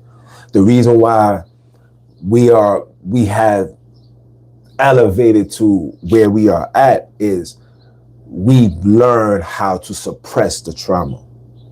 So our suppression to the trauma is of their devices, of their creation, whether it's weed, alcohol, food, religion, education, entertainment, whatever, right? We found ways to cope with the trauma. But every single day, and that's for every one of us, there's a thought in your brain. It's a thought in your brain to do good. It's a thought in your brain to do evil. It's a thought in your brain to crash out, say, man, F all that. It's a thought in your brain. It's because you're carrying the burden of the trauma of your ancestors. And a lot of our ancestors want get back. The voices that you hear in your ear are your ancestors. Your ancestors still dwell amongst you, guys. Okay? Don't put this, like I said, put the story of heaven and hell to rest. Okay? The Bible doesn't even give you clear explanation of it. That's how you know it's man-made. It was not designed to give you clear explanation, right? So there's no heaven and hell. When the people transition, they stay on this earth. They're right here. Now, do I got information of what happened to those that are bad? I have not. But I believe, and this is just me, I believe people that do their wickedness on this earth, their children and their loved ones suffer because of it. You get what I'm saying? Like, if you was a murderer and you was violent and you was unaliving people, your child is going to be unalive. Like it's going to be a continuous thing until some level of resolution takes place. It might be a resolution or it might never be a resolution. You get what I'm saying? There's particular families that the curse is generational. Like they just can't get away from it, can't escape it. I believe that. I believe what you do as an individual determines, you understand, the outcome of your offsprings. You're a good person, you do good, and you fight and you fight good. You know what I'm saying? Like, when I mean fight good, like you fight to be a good individual. I believe, and this is just me, I believe that, your children be protected. If you're a wicked person, wicked shit happens, and that's just me. Right? But the story of heaven and hell, I don't believe that. These people still dwell amongst us. They still talk to you in your ear. You still hear your mom's voice. You were thinking that, you was dreaming. Now your mom's is still right there. The reason why your mother does not appear to you is because of this ideology, because of this philosophy. She can't appear unto you because you are in a state of grief. You cannot grieve your loved ones. You always got to be joyous. And I know it's a tough pill to process and digest, because even for myself, I'm not trying to hear nobody tell me I can't grieve my mother, but you got to learn to do so. That's why you ever notice that, people appear to, loved ones appear to them in their dreams, or they could have felt their presence 5 years, 6 years down the line, because that person became at peace. Once you become at peace, you don't contradict the universal law, right? Because death is not supposed to be mourning. You're not supposed to mourn that. It's another chapter of life. Death is promising, right? You don't cry when a baby is born. You don't, right? Because it's normal. Similar with death. You're not supposed to cry. Hold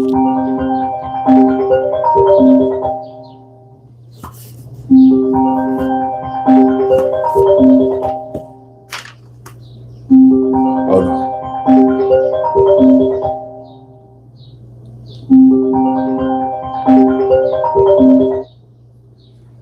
You understand what I'm saying?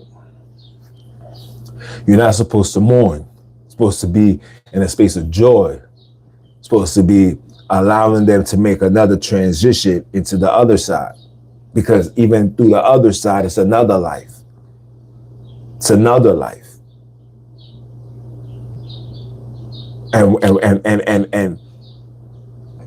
we're gonna get there. We're gonna get there through deconstructing and start picking up on our ancestral roots. Once you start picking up on your ancestral roots, a lot of things is gonna make sense now. You get what I'm saying? It's gonna be clear now. But you're not supposed to mourn. You're supposed to see your loved ones as they're making the transition. And once they make that transition and you joyous and you happy and you're like, you're literally churning up for them, whatever, however, they're gonna pull up, they're gonna come up. But of course, there's rituals, there's things you gotta do, right? You gotta give them their food. You gotta create an altar for them, right? Because they're coming from another portal. They're not just walking. You gotta create that for them. And that comes with understanding our indigenous spirituality, not this European ideology, because this European ideology off the rip will tell you that's evil. So when you believe that's evil, you automatically disconnect from your ancestors. Your ancestors be ready to talk to y'all. All of us need a conversation from our ancestors. And I guarantee you, the ancestors, the first thing that they're going to say to us, like, yo, son, what the fuck is wrong with you?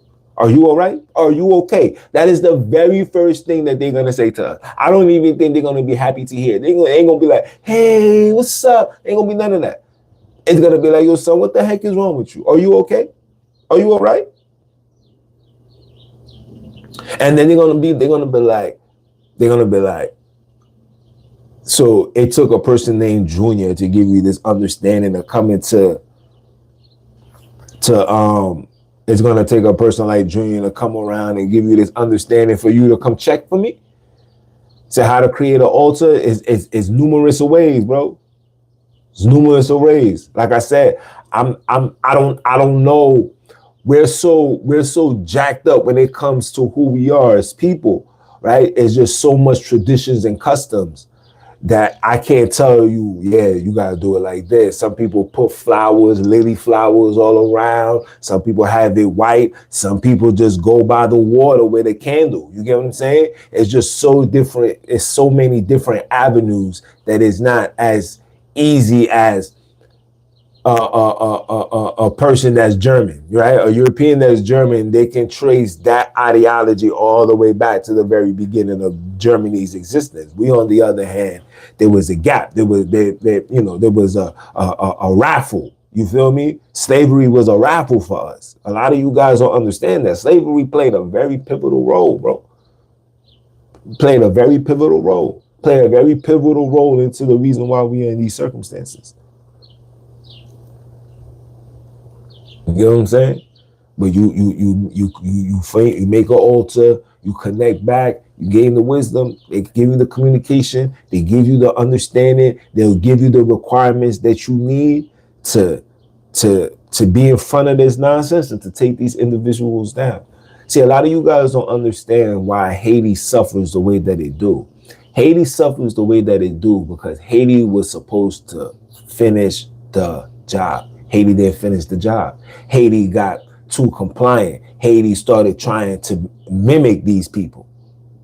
And because of that, they got the short end of the stick. And because of that, they are going to continuously keep Haiti under attack so they can never get an opportunity to rebel, never get an opportunity to stand up again. They will never let Jean-Jacques, the Haitian Revolution, ever take place again. Now, especially now with how they got the entire Haitian community believing that they're Catholics, believing that they're Christians. We got them believing that they're Hebrews. We got those believing everything other than our African roots, other than Ogun, O'Shea, other than calling on those deities that gave us those powers to gain our so-called independence at the time. Come on, guys. This is why they gave you these ideologies, basic instructions before leaving Earth, to keep you away from your power. Your ancestors provide you with information to gain more power. You see it all through the scriptures. You see it all through the movies. These people are tapping back to their old selves, talking to their ancestors and receiving intel to better them, to get out of these circumstances, to get out of this hellhole. You're in this hellhole because you believe in their hell story. You believe in their philosophy. You believe in their apocryphes and all of this nonsense. These shits is not real. It's not. It's allegory. It tells you that in the book of, what is it, Corinthians? If I'm saying it right, one of those books. Colossians. It's allegory, bro. One is about the other one is about the sun. It has nothing to do with salvation. It has everything to do with non-separation. You have to stay on their program.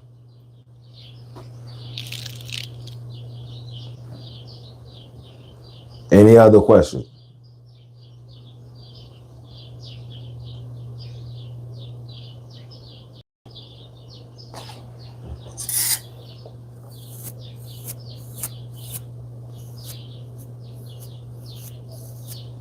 Some of you guys may ask like, yo, bro, how did you get all this knowledge? Let me tell you something. Reading, of course. Observing, of course. And understanding who you are. Once you understand who you are, things start to make sense. Once you understand of, post-traumatic slave syndrome or anything of that nature, a lot of things start to make sense. It starts to be like, oh, okay, now I see. And once you see one, you're going to end up seeing all. Once you see one, you're going to end up seeing all. After we see that, and after you get all this, it becomes, all right, so what are we doing? How come we don't have our own clinic? Look how all these black people sick right now. All these HIV, STDs, etc. How come we don't have our own clinic to help our own people? How come? How come we don't have the herbalists working side by side with those that receive their license to help those that's sick? How come? Why are we still with all this knowledge having to report back to them for any level of help? He said, what's the secret to the Grand Canyon? The secret to the Grand Canyon, I'll be honest with you, I don't put my focus too much into those type of, that's not my skill set. Let's just keep it like that. That's not my skill set when it's pertaining to, Grand Canyons and stuff like that. That's not my skill set. We got those that saying it takes you to another portal. We got those that says, it's where it got a hidden community underground. It's just a lot of things that come along with that. You see, I'm not that type of guy that focus on, the if, buts, maybes, in between possibilities. Like, nah, I'm more like, yo, son, like, he punched me in my face and that's why I got a black eye. I'm more like that. I'm more, for every action is a reaction. I'm like that. You know what I'm saying? I don't know, the Area 51, you know what I'm saying? Is a lot of information when it comes to that. I just don't. The ancestors didn't give me the green light to engage into those things. Just like I don't engage into the reptilian and, you know what I'm saying? I don't engage in those things. You get what I'm saying? Because at the end of the day, those things is not gonna fix our issues. It's not going to raise the alarm in the community. You know what I'm saying? Because we don't have access to that. Nobody lived next to the Grand Canyon that are melanated. You feel me? But religion, the church being on your corner, the mosque being in your corner, the cross being in your face, the Bible being in your back pocket, under your bed, by your bed, in your nightstand. You know what I'm saying? These are the things that is the conversations that need to be had, because those are the things that's affecting us in real time. Like right now, 2026, it's affecting us. Those are the things that got us divided. Those are the things that give us a different perspective on people. You get what I'm saying? I did a whole live talking about that. How, me being a part of these religious organizations, I really start I had to break myself out of this. Let me stay over here. I don't want to get too close because, these people are doing evil things. Like I had to break out of that. I had to psychologically tell myself like, yo, bro, you're not in that space no more. This is your friends. These are your family. These are people you grew up with. You know what I'm saying? Like, just relax. And that's what I did. I relaxed. I said, you know what? Yeah, I ain't gonna do that. I'm not even gonna move in that space. I'm gonna relax. I'm gonna be calm. I'm gonna enjoy the moment. You know what I'm saying? I'm gonna engage. I'm gonna interact. I'm gonna have a conversation with everybody. You get what I'm saying? Seeing people I ain't seen in a long time, chop it up. You know what I'm saying? Like I said, this is why I tell you the Abrahamic religion is the worst thing ever. Is because when you come from those spaces, you have a mindset, and the mindset is always to be different, to feel better than the other person, to put yourself in a high pedestal. You get what I'm saying? That's what comes with religion. But when you break out of that, you don't see that. You see like, yo, son, that's my nigga. You know what I'm saying? Like, this person ain't never violated. This person ain't never stole from me. This person ain't never did anything to be harmful to me. Why am I acting like this person does not exist? And that comes with religion. And those are the reasons why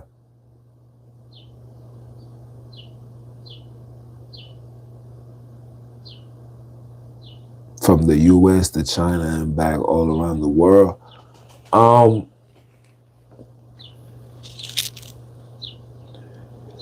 I know you can cross from Alaska to Russia. Like, it's not even a long swim. Like, it's not even. It's probably like 5-10 minutes to get across. I know that to be factual.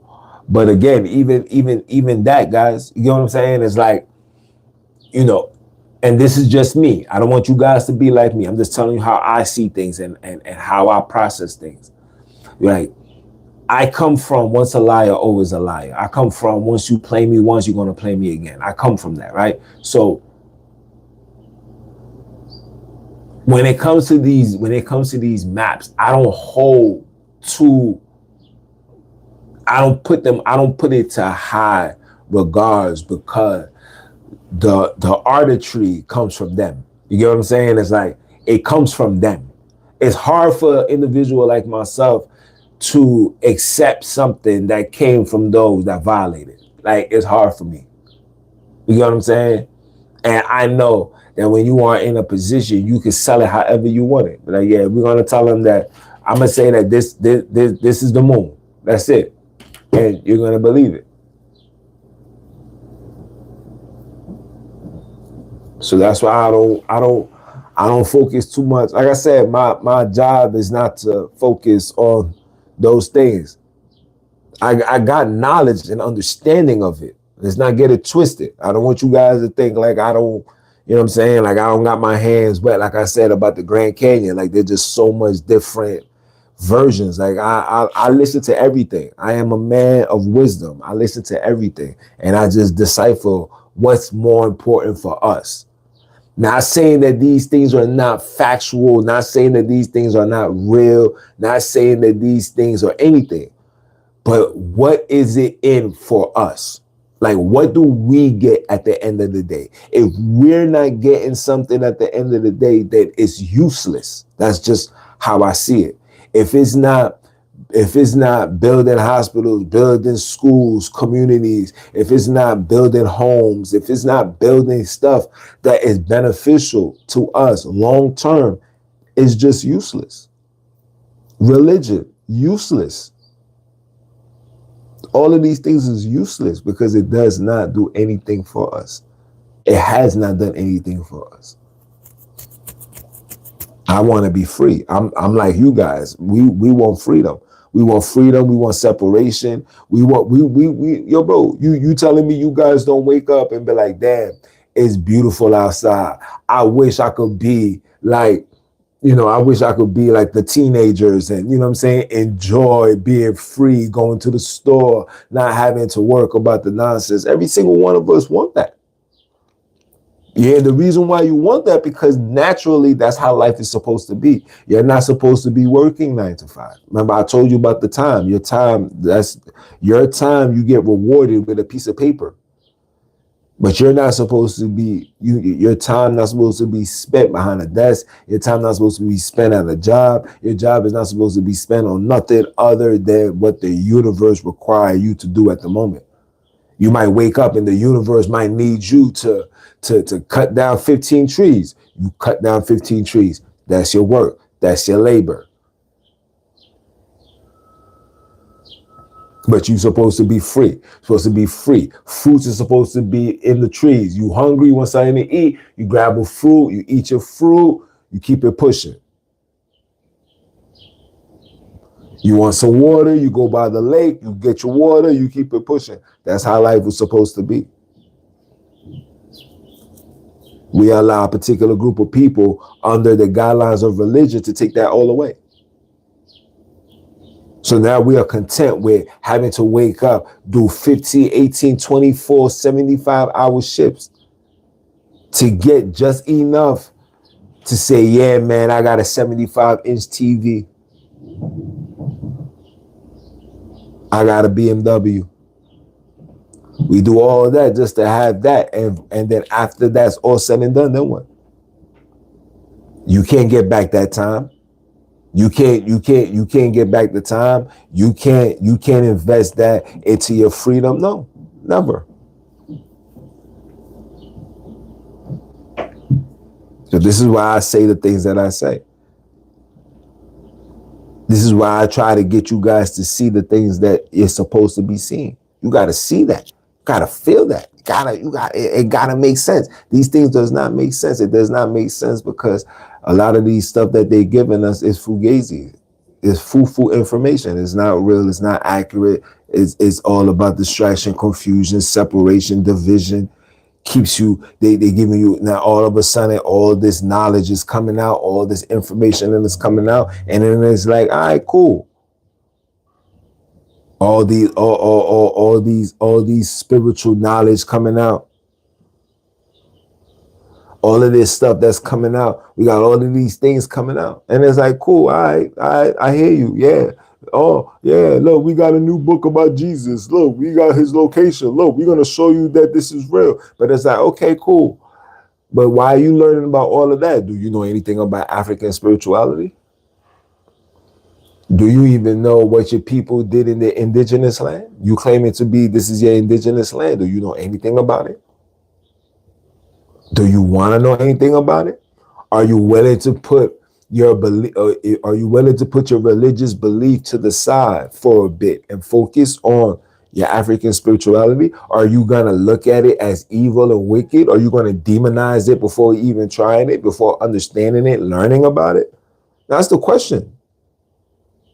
And that's what I say. If it's not leading back to us being us, learning about what we did and how we did things, it really doesn't matter. I don't want to hear about what Jesus did. I don't want to hear about what Paul did. I don't want to hear about what David did. I don't want to hear about these stories anymore. Melanated people have heard this story enough. You went to enough Sunday service to have that memory, that knowledge stuck into your membrane for the rest of your life. You don't need that anymore. Now, let's have a conversation about African spirituality. Let's have a conversation about voodoo. Let's have a conversation about anything that's melanated, bro. I'm open to everything. And that's the mindset that we got to be on. Deconstruct from this ideology. Deconstruct from the Abrahamic ideology. Put the Abrahamic ideology to the side. Abraham had nothing to do with you. Abraham was created by this man. The story of Abraham goes back to it goes back to the Hindu gods. That's where the story of Abram comes from. It go Abram. It's a Hindu story, guys. Like literally, it's a Hindu story. The story of Moses go back to The story of the Syrian myths. That's what that is. That's where the story of Moses come from the Syrian myths. It's literally called the Syrian myths. The reason why they put Moses, because Moses is close to the moon. Moon and Moses go hand in hand. Right? Remember, A-E-I-O-U, right? A-E-I-O-U, right? Moses is M-O, right? You replace the O for another vowel. You put the E. So instead of M-O-O-N, you put M-O-E-S.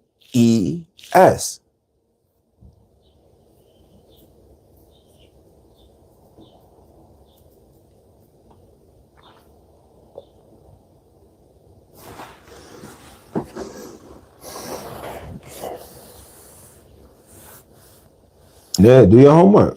Don't listen. You don't gotta listen to what I'm saying. All you gotta do is just go outside, read a book, put the phones down. Yeah, even though you gaining a lot of information on the internet, beautiful, but still take the time out to read. There's plenty of books to read. Not just read it, but buy to own, right?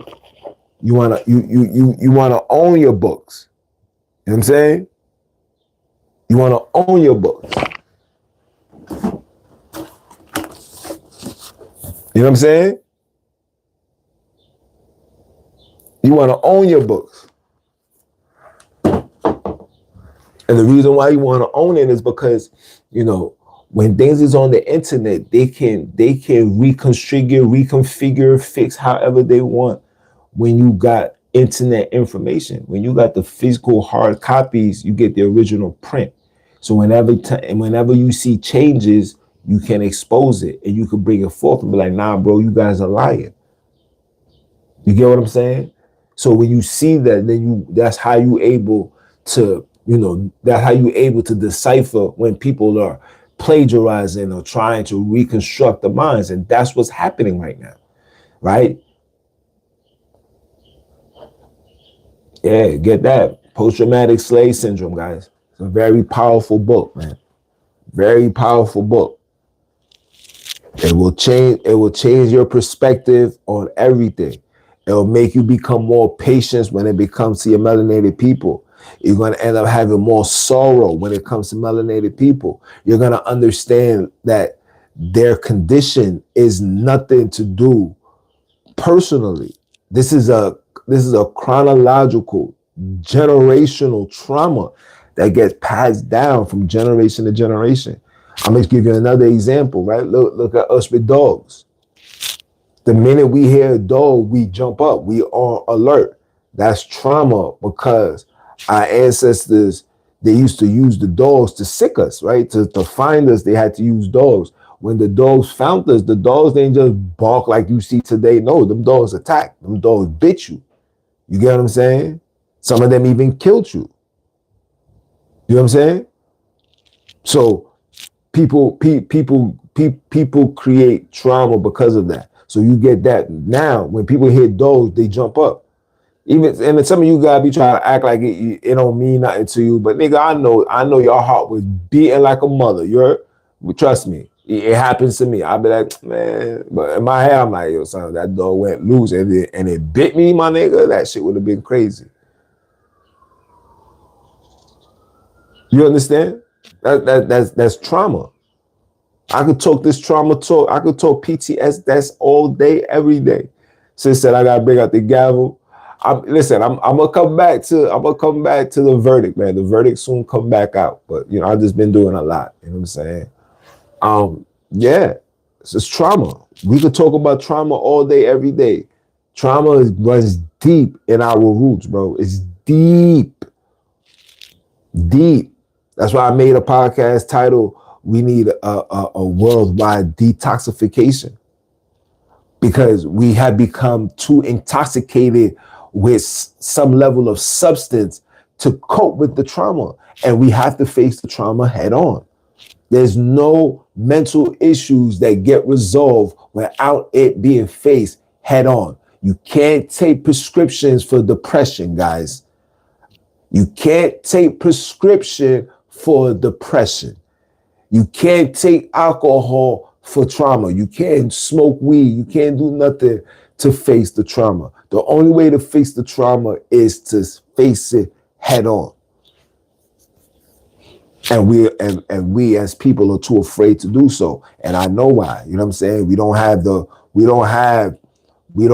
unity in numbers. We don't have the financial resources. We don't have our own factories, our own water, you know what I'm saying, clothes, supermarkets. We don't have our own distribution that makes our own fruits and vegetables. We don't have nothing. We are completely dependent on these people. And because of that, it's hard for us to face the trauma.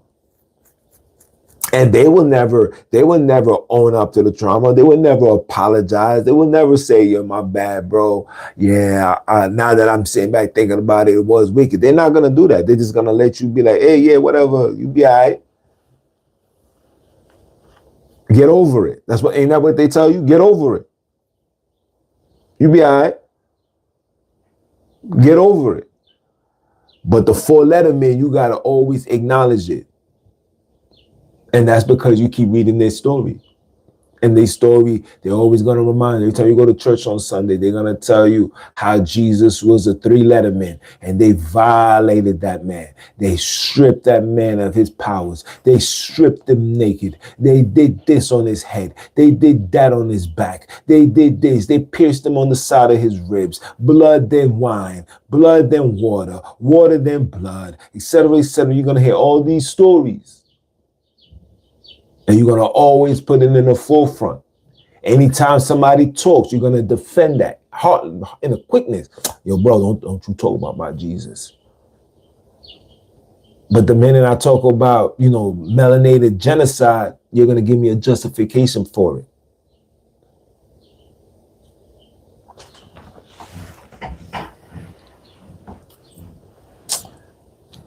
I know. They don't want me talking this talk, sis. They don't want me talking this talk because this talk is a talk that's going to set you free.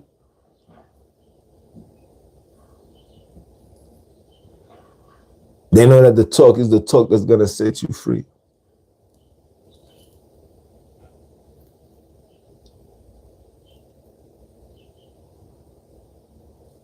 Any other questions?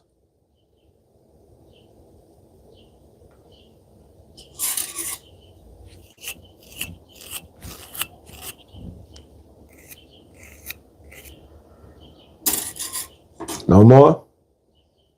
All right, where's my other phone?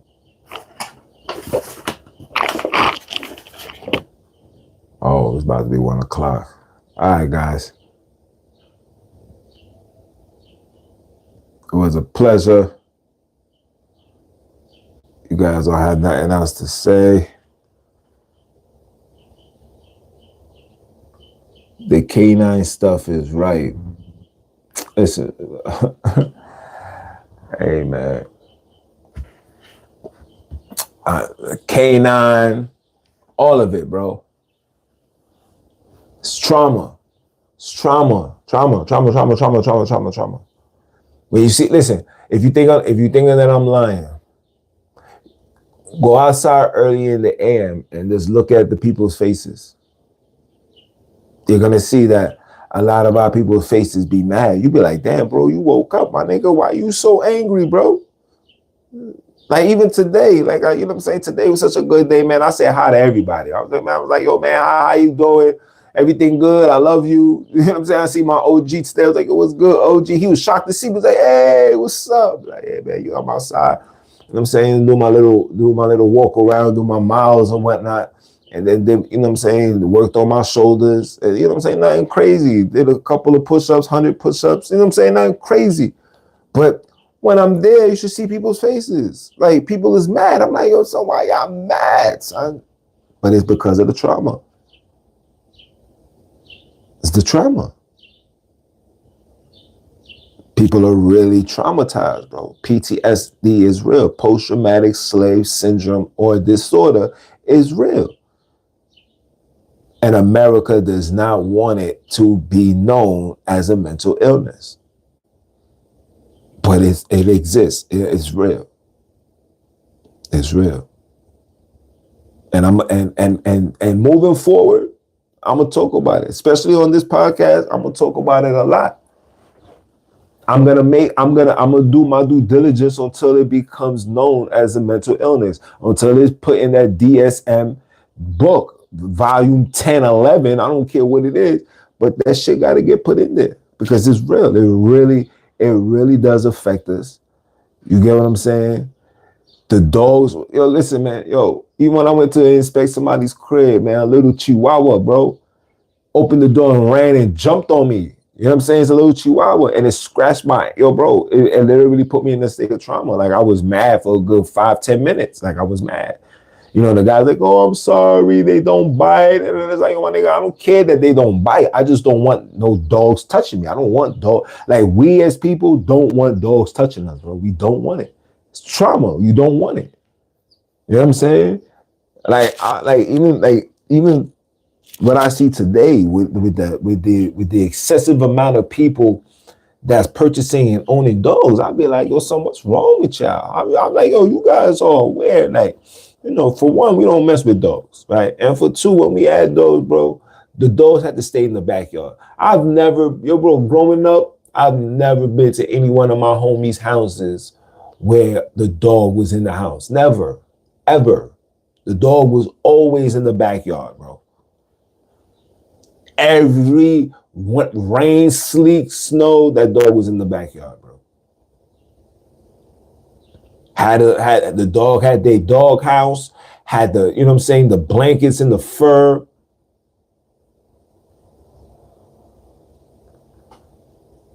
You said one of the biggest reasons why we can't get refurbishments. What are you referring to? You talking about like reparations or something like that?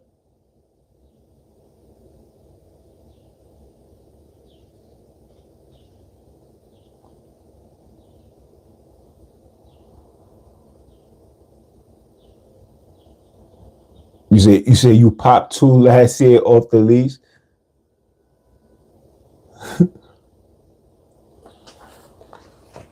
No, look, I'm gonna tell you. I know you just now subscribed. Appreciate you. Shout out to you, bro. But let me tell you about reparations, right? If we as people take reparations, bro, we still stay under their control. Reparation is not what we need, bro. Remember, the reason why money has value at the time right now is because of us. Like I said, it's connected to time. There's nothing that validates money other than our time. It's not backed by nothing. It's not backed by gold. It's not backed by silver. It's just backed by confidence and your time. Okay? Your time is the reason why money gets printed. Reparation is not the way for us as people. I want black people, let me say that again. I want melanated people to understand this. You cannot want something from the enemy other than what the enemy did, right? You need separation.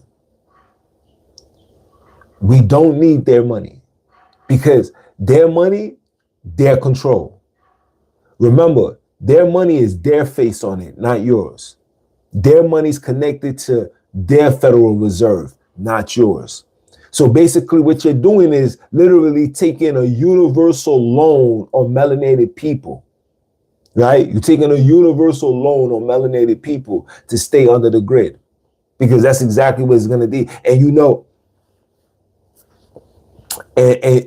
when these people give us something, you got to pay that back, bro. You got to pay the piper, my nigga. There's no if, buts, or maybes around that, bro. You're gonna have to pay the piper. And that's why I tell people, stop focusing on reparations.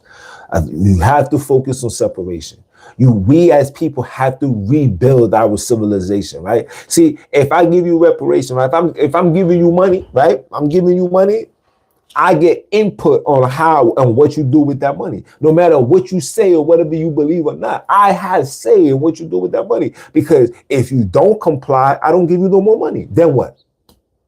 Which psychologically means that I'm still under your control. So when I hear people say that, it's like, yeah, I'm look, master, I'm a good slave. Can I get some money that you owe me, please? Because I'm trying to live like Donald Trump. I'm trying to live like Elon Musk. I just want to be able to be free. But in reality, that's not gonna happen. It's not gonna happen. What's gonna end up happening is these people are going to extort you, right? Bills, etc. All of this. The cost of living is gonna go up. Money's gonna go up.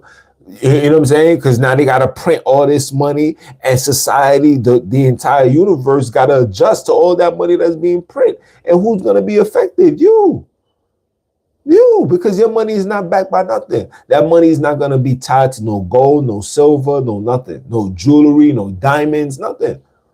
Just a piece of paper. So we as individuals cannot focus on reparations, bro. We need separation. No disrespect. Europeans need to be with Europeans. Chinese need to be with Chinese. All this all together as one, walking around like this is the United Nations. No, it's not how things go. That's the reason why this world's in complete chaos. We need separation. China needs to be in Chinatown. Melanated need to be in melanated town. Europeans need to be in Europe, because that's universal law, guys. This is universal law. This is not me saying, this is not me race baiting, causing hate, nothing. This is universal law. We are not meant to be amongst each other. We can bypass, we can do business, make some money, but living as one, neighbors, families, relationships, husbands, wives, no, it was never meant to be.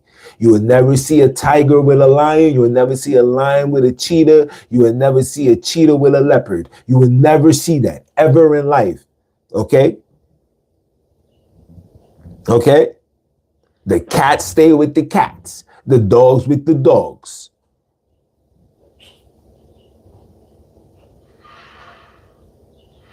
You would never ever see these type of things. So it's important that people wake up and understand, like, nah, we can't continuously focus on receiving anything from them. The only thing that they can offer us is freedom. The only thing that they can offer us is freedom. And when I mean freedom, like, all right, bro, cool. We good. We ain't got no issues. We ain't got no beef. I appreciate that. So I'm gonna go on this side. You go on that side, right? But when you go on that side, everything that you had over here, you got to take it with you too, right? Even if we have to restart from the bottom and we got to rebuild, just rebuild. You feel me? Even if you got to rebuild, you just got to rebuild. You know what I'm saying? Hold on. You just got to rebuild.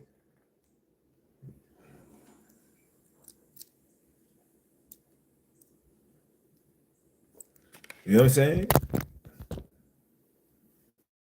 We're gonna elevate. We gotta rebuild. We gotta hit the restart button in every way, shape, or form. Because even think about this, even if they provided us with some level of reparations, right? They gave us reparations. This is what they gave us.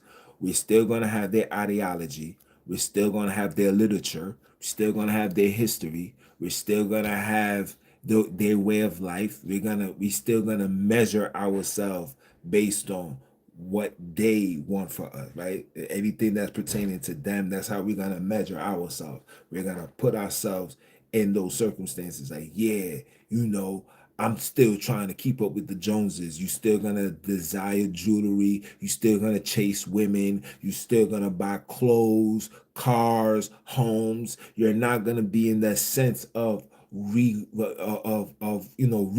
You're not going to be in the set of reproducing. You're not going to be in the set of reconstructing. You're not going to be in that state. The only way you're going to end up in that state psychologically is when like, damn, yo, bro, son, we really don't got nothing, my nigga. It's just us. It's just me, you, and them. All right, yeah. So what are we doing? And then everybody comes together. The people that knows how to weld, they're gonna come together. The people that know how to fish, they're gonna come together. The people that knows how to be a mason and put the things and build buildings and architects, the whole shebang, engineers, everything, or everybody that has a skill set has no choice now but to come together. And then they're gonna come together, and then they're gonna come with solutions. And now, boom, this is gonna be where the hospital is gonna be. This is where the school is gonna be. This is where the nursing home, and then ain't gonna be a nursing home. This is gonna be the community center. We're gonna really start developing, and then we're gonna sit down and we're gonna be like, all right, this is he's gonna be the one that's gonna lead us. Everybody agree? We're gonna agree. We're gonna put our hands up. We're gonna say yes. We're gonna have our own military, our own security. Those that know how to fight, they're gonna have something to fight for. Those that know how to kill, they're gonna have something to kill for. Everybody that's in a condition from the trauma is gonna have a position where they can, you know, express themselves in a positive manner, where now we got a community with all the gangsters, all the killers, right? All the gangsters and killers, but now they got a purpose to live. Now they got something to fight for. Now they got a community to protect. Their moms, their sisters, their daughters, their brothers, their sons, their aunties, their uncles. They have all that. Everything is going to be with a reason. Everything is going to be with a cause. But none of that's going to take place until that reset happens. You're not going to see that. It's not going to trigger, right? Because now the only thing that's going to trigger is what you've been programmed to be, which is a consumer, right? So you have the consumer mindset, and now you're being given reparations, all this money. Guess what? Everybody's gonna want to splurge. You're gonna see the community went from having 10, 15 people with BMWs, everybody got a Bugatti. And then now Bugatti's not going to be enough, because they're going to be those that's going to try to go higher and beyond, right? You're going to have those that's going to want to have the spaceship cars, the cars that's flying in the air. Niggas want to be the Jetsons. That's what you're going to see. You're going to see that, right? That's what comes with reparations. You're gonna get all that money, but the mentality is gonna stay the same. It's not gonna change. There's no correction. You're not gonna want no correction. You're not going to desire that. You're gonna be content with how shit is, as long as you good. You get to eat, you get to chill, you get to party, you get to be with your family, you do whatever you want. Nobody can bother you. And that's what they want. That's why they even having that conversation. Because in their mind it's like, yeah, yeah, yeah, yeah, yeah, yeah, we should be giving them something. But yeah, it's gonna come out what cause. Yeah, we need complete control. And like I tell you guys all the time, I've been saying this for years. If I'm lying, I'm flying. Your reparations came. Black people had their reparations, bro. We had it. It's called the drug era. You guys forgot the hood was generating millions of dollars a day in certain places, millions of dollars a month. You know what I'm saying? We're touching thousands of dollars on the expense of destroying us, but we're not gonna act like that money wasn't here. But what did we do with it? Absolutely nothing. So if we didn't do nothing with it then, right? What makes you think we're gonna do something now? How, like, what's gonna be different then than now? You're still gonna take their product. You said the what areas? Yeah. You're still gonna take their stuff now. You're still gonna be independent of them. You're still gonna be looking for them for advice. Still gonna be looking for them for understanding, and that's where you're gonna stay. You're gonna stay in that state, and that's where they want you to be, because again, it puts you in a state of dependency. See, America, the capitalistic society, must capitalize. To capitalize with somebody is to make that person become dependent and need of you, right? So we, as a whole, as melanated people, you said, yeah, the drug era. Yeah, that's when we received our reparations, the drug era. The crack era, the drug era, the heroin era, the cocaine era, the rock and roll era, the hip hop golden year era. Yeah, that's when we received our reparations in full, actually.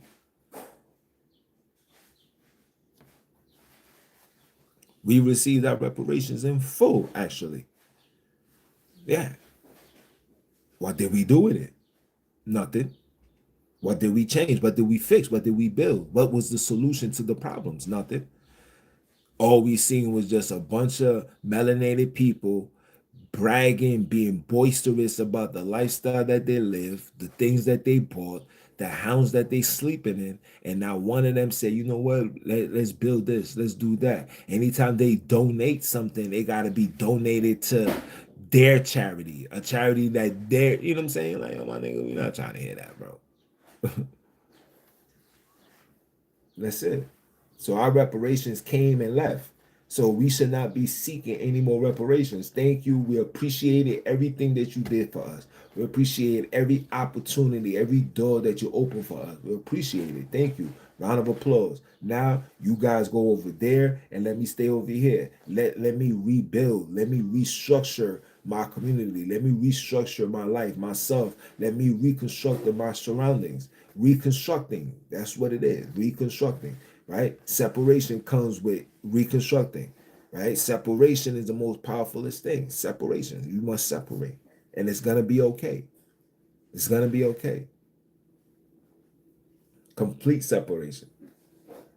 And we're so traumatized. I think we was what 400 years in servitude and slavery, 400 years. I think we need another 400 years just to recover. We need 400 years extra to recover. Not personal, but that's the trauma. That's how severe this shit is. That's how real it is. That we need a long period of time to heal from this trauma. Long period of time. because that got it. Remember, this is a chronological mental illness, right? So chronologically, this got to get passed down to at least 3 to 4 or 5 generations.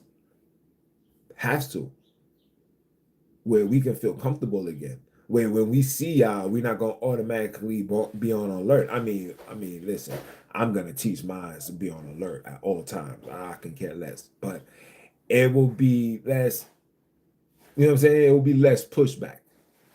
Right? It will be less trauma. It will be less. It will be less crash outs. That's what we need. That's what the entire world needs right now. The entire world needs a worldwide reset, a social reset, a racial reset, a psychological reset, a physical reset, sexual resets, mental reset. We just need a reset in every way, shape right now. We just need that reset. And from that reset, then we be able to tackle the things that need to be tackled. Right now, there's so much that's in front of us where you can't pinpoint. It's just so much going on. You can't just figure out which one can you absorb your time to, because it's just so much and it's just so little. It's only a handful of people that can see. It's not a masses. It's not a collective group of people that can see what's going on. So a million is focusing on that. 100,000, 2 million on this, 300,000, a million on that, and everybody got their hand on fixing problems. And when we are able to do that, then change is gonna come. Less anger is gonna happen. No more abortions, no more divorce, no more hate, no more cheating, no more this, no more lying. All of these things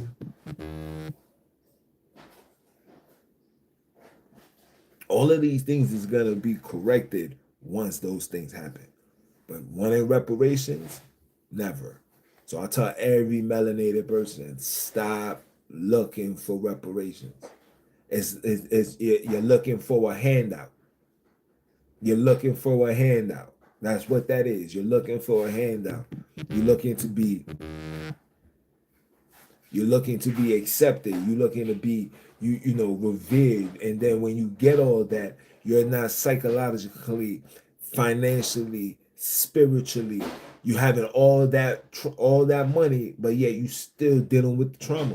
So all you're going to do is spend that money to cope with your trauma. So you're going to get extra fly because you want to cope with the trauma. You're going to smoke. You're going to buy extra weed because you want to cope with the trauma. You're going to drink extra alcohol because you want to cope with the trauma. And by the time you spend all that money and it be all said and done, you're going to be on the podium again, demanding that you get more, demanding that they pay you more, and you're going to give every reason into why you deserve it, and they're going to say, nope, we already gave it to you. And the reason why they're saying nope, they already gave it to you now is because they know that they gave it to you with the drug epidemic. When we was having all these drugs in the community, niggas was buying Bentleys. We had Bentleys on the block. We had $70,000, $80,000 furs on our back.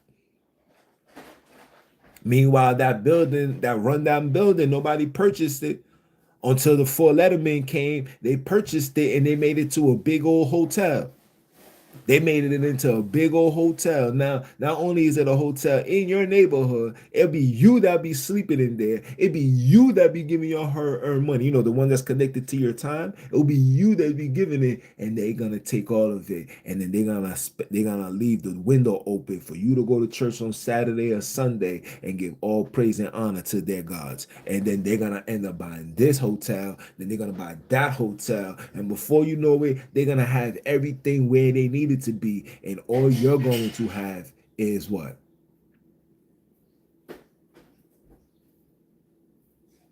Exactly. So this is how the game is played, guys. That's how the game is played. So yes, we had our reparations. We had everything that we needed. We dropped the ball. They gave you another opportunity to do something positive with it. That's when the pandemic and everybody was receiving money. Money was just being printed all over the place. Print, print, print, print, print, and we was just touching it. What did we do with that? Absolutely nothing. So now we're gonna get even more money. And like you say, King, what you gonna get after that? Absolutely nothing. All we gonna do is just be on more debt. All we're gonna do is complain. All we're gonna do is cry. All we're gonna do is be angry, and then we're gonna support our substance problem, right? We're gonna go eat, gonna go drink, gonna go smoke, we're gonna go talk to Tom, Dick, and Harry. You're gonna watch Pornhub. You're gonna do whatever. You're gonna do anything that's going to combat that trauma that I've been talking about for the last hour, that nobody wants to admit exists. That's what's gonna happen. So no reparations. We fine with separation. We fine with everything. And I mean separation. I mean like master reset, separate everything. I'm talking about going even down to the clothes that we wear. There'll be no Louis, no Gucci, nothing. We're gonna be walking around with like them church pants that they be selling in cookies. Them uniforms, outfits. We'll wear that. Somebody that would be nice will create that, and we'll start from there. Walking around barefoot like we would like it was back in the homeland. That's listen, the only way. Only way. And I know it seems far-fetched, but I promise you that'll be the only way to change. Everybody is under the hypnosis. Everybody. All I do now when I'm on my social media, look, let me show you. I be thinking I be bugging.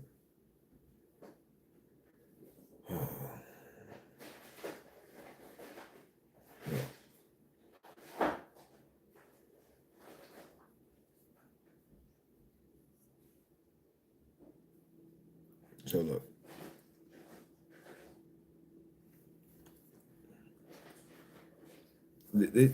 It be comments. That'd be every day. Look. So this is what it is for today. As you guys can see, I didn't even touch nothing. And you see how much is that, right? This is just for today.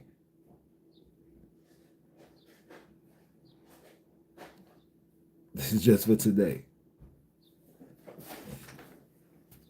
So, you receive all this information and you hear people hearing the things like, yeah, because I what you guys see here is what I talk about. I'll see a video and I give my 311. And when I finish giving my 311, everybody be compelled to say something. I got celebrities saying something. BG that said something to me earlier in the AM. Yeah, he said something to me. I forgot. I'll go check it. I didn't respond to it yet, but yeah, he said something to me earlier today.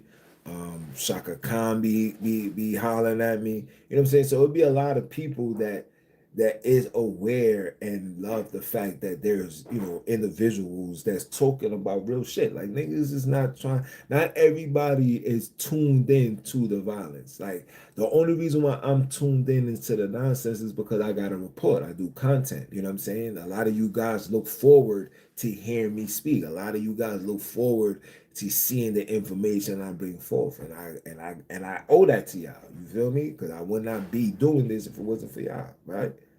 So I get these intels, and it's like, yo, yeah, PTSS is real, or we need separation. We don't need no reparation. The people that standing on reparations are the Pan-Africanists.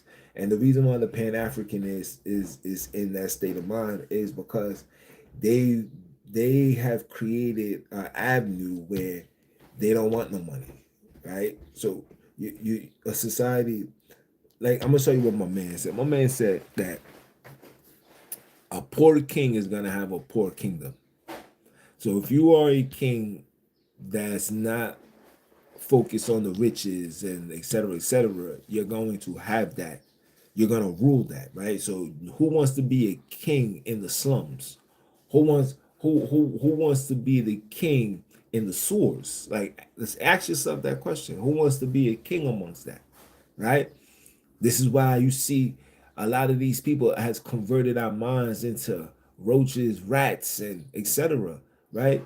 They converted our minds into being as low as that is, and then put so-called gangsters and rude boys to be an overseer, and niggas find glory in being a king at the bottom. So who wants to be a king in the swords? Nobody, right? But the Pan-African people, they want to be that, and they got to that position because of their knowledge, and shout out to them. But what they also stepped away from was the aspect of finances, like resources. Like, oh, bro, you need, like, let me tell you something. Look, if Dr. Umar was 100, right, and I don't want to get off task, but I gotta call it for what it is. If he was 100 and he said, yo, look, check this out, the school is not gonna happen, right? And the money that you're giving me is money that I'm using to not just live my lifestyle, but I'm using this money to do this and do that. If he didn't spend his money on the buildings and didn't waste his time, on this school nonsense, and just kept it 100, like, yo, look, I was gonna build a school, I didn't, but now I'm taking my money, I'm investing into charity work, I'm putting myself here, I'm tossing a couple of dollars here, like the shit that you see people do on Instagram, right? They'll see somebody homeless and they'll send the people will give money, and they take the money and then he'll buy this and buy that. Like, if he was just on that type of time, it would be just fine, but he's not, right? So he took the Pan African aspect of it, but he used a scamish way of getting where he was at, where he could have just been like, look, man, I was gonna build a school, not building it. This money, I'm gonna help the people, I'm gonna help myself, and I'm still outside. And people will support that. People will respect that. Because we are in a space now where we just want honesty, bro. But these Pan Africans don't see that. Every Pan African, when I look down the rabbit hole from, Francis Quest Wilson to father, brother Ben, or Ivan Vern Cernima, like all these people with all of these prestige titles, etc., they left this earth with nothing. And because the reason why they left their earth with nothing, because they put their mind on the finances. You got to put your mind on the finances. If you want to lead the people, you got to lead the people. You got to show us that you are a king, because we come from that background where our kings was financially powerful. Come from that. Dress like royalty. That's why we dress the way that we dress. It's not impersonal. It's in your DNA. You come from that. But it doesn't add up to the system that we are part of. And that's why we crashing out. PTSD.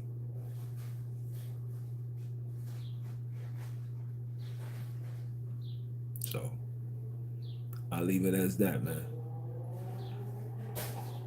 Anytime, my guy. Each one teach one. That's all.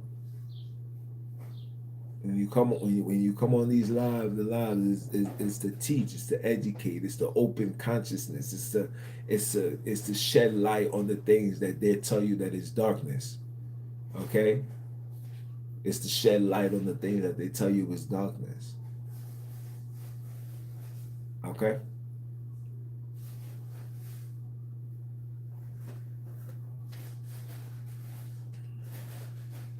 We gotta focus on the things that's important. Separation is key.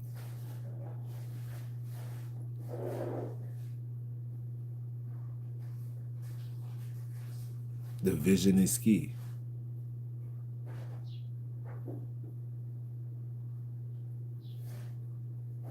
So, any more questions? I'll give you guys 3 more minutes.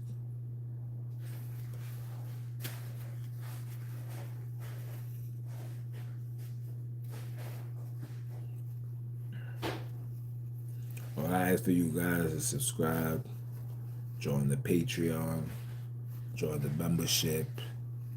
I'll tell you that right now. I'm a man about his business. I'm a man about his money. Money talks. Money is they say that money is the root of all evil. No, that's not what it is. Money is what you need to live, right? If you take evil, you flip it around, it's called live. Money is a root to live. That's what it is. It's just what it is. You gotta live. We're not free no more. We're not in a space where I can walk into my backyard and cut down a watermelon tree, cut down a watermelon or a coconut. Nah, everything is expensive. So of course, yeah. Join the Patreon. You know what I'm saying? Join the membership. Follow me on Instagram. You know what I'm saying? You don't gotta just reach out to me on YouTube. You can reach out to me on Instagram. If I show, man, I'm not even gonna show you my Instagram DMs. That joint be crazy too. You know what I'm saying? Like I got 2 sides. You know? So and people be sending me information. There's a lot of things that I know people want me to talk about, which I am, but you gotta be very, very, very selective on what you speak on, because they will try to, they will try to slow down your momentum. You know what I'm saying? And I see that they like to bother me because I'm not one of them. And I didn't go to their schools, and I wasn't prep their writings. I don't stick to their script, right? I go around the corner, you know what I'm saying? And because of that, they try to, like the other day, right? When I was out of town, I received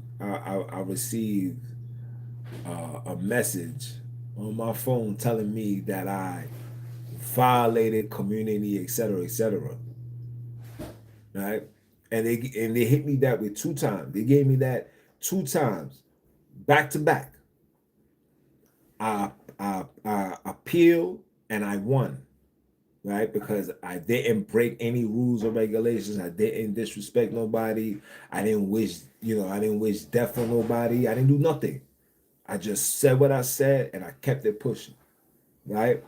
So they determined that I didn't violate, right?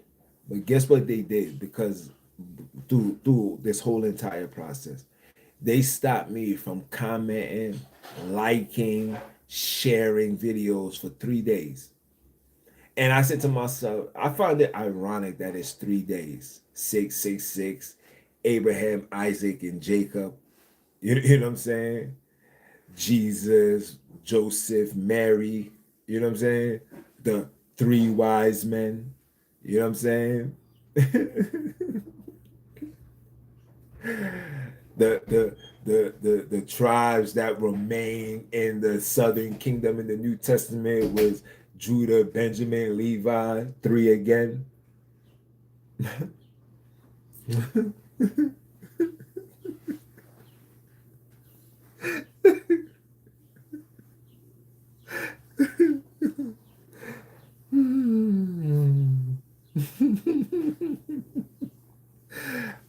like I tell you, man, these things be right in front of you. Like once you understand the game, things are gonna start making sense. It's really gonna start making sense. I'm like, damn, you know what I'm saying? I'm like, damn, these people really trying to let me know like they run the show, and that's what that was. It was to let me know that they run the show.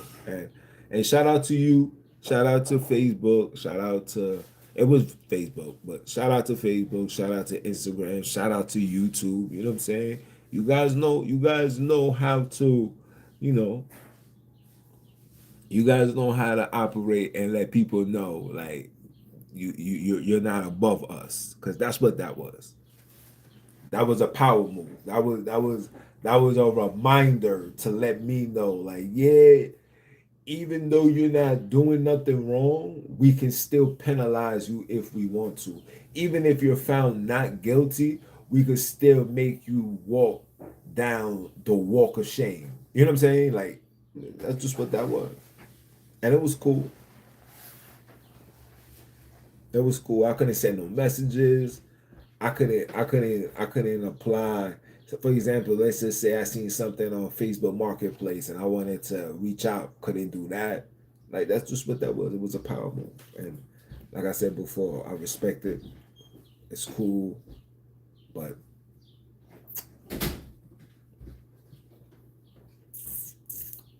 it's bigger than me and you. I'll leave it as that. It's bigger than me and you. So I can talk this all day, every day. But the conversation needs to turn into production. You know what I'm saying? Like all of this I'm giving y'all is to turn into production. It's to really start. All right, bro. I'm a carpenter. I'm this. I'm that. All right, cool. Oh yeah, man. I got this credit score and I got this amount of money and I'm ready to invest into this property and that. These are the things that we need to have.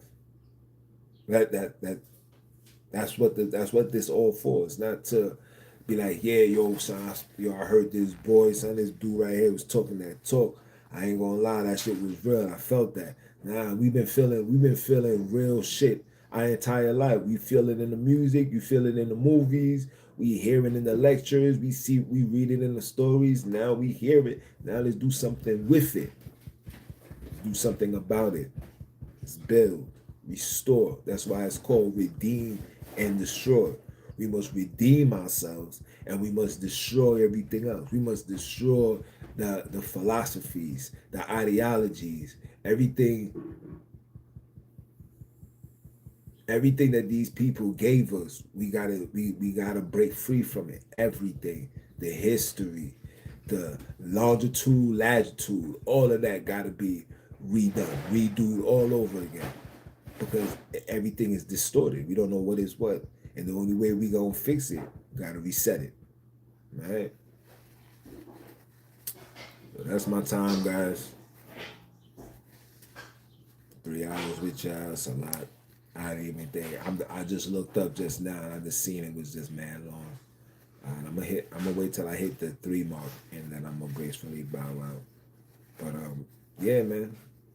Subscribe to the channel, join the movement, follow the Patreon, follow me on Instagram.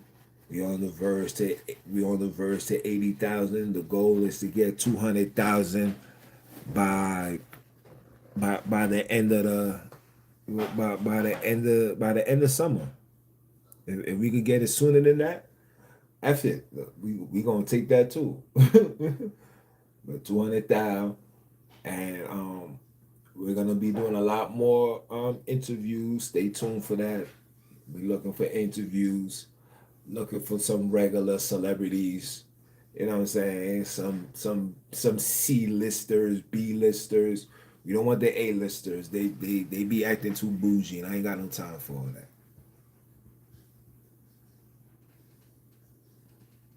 You said, so brother, what are you teaching now?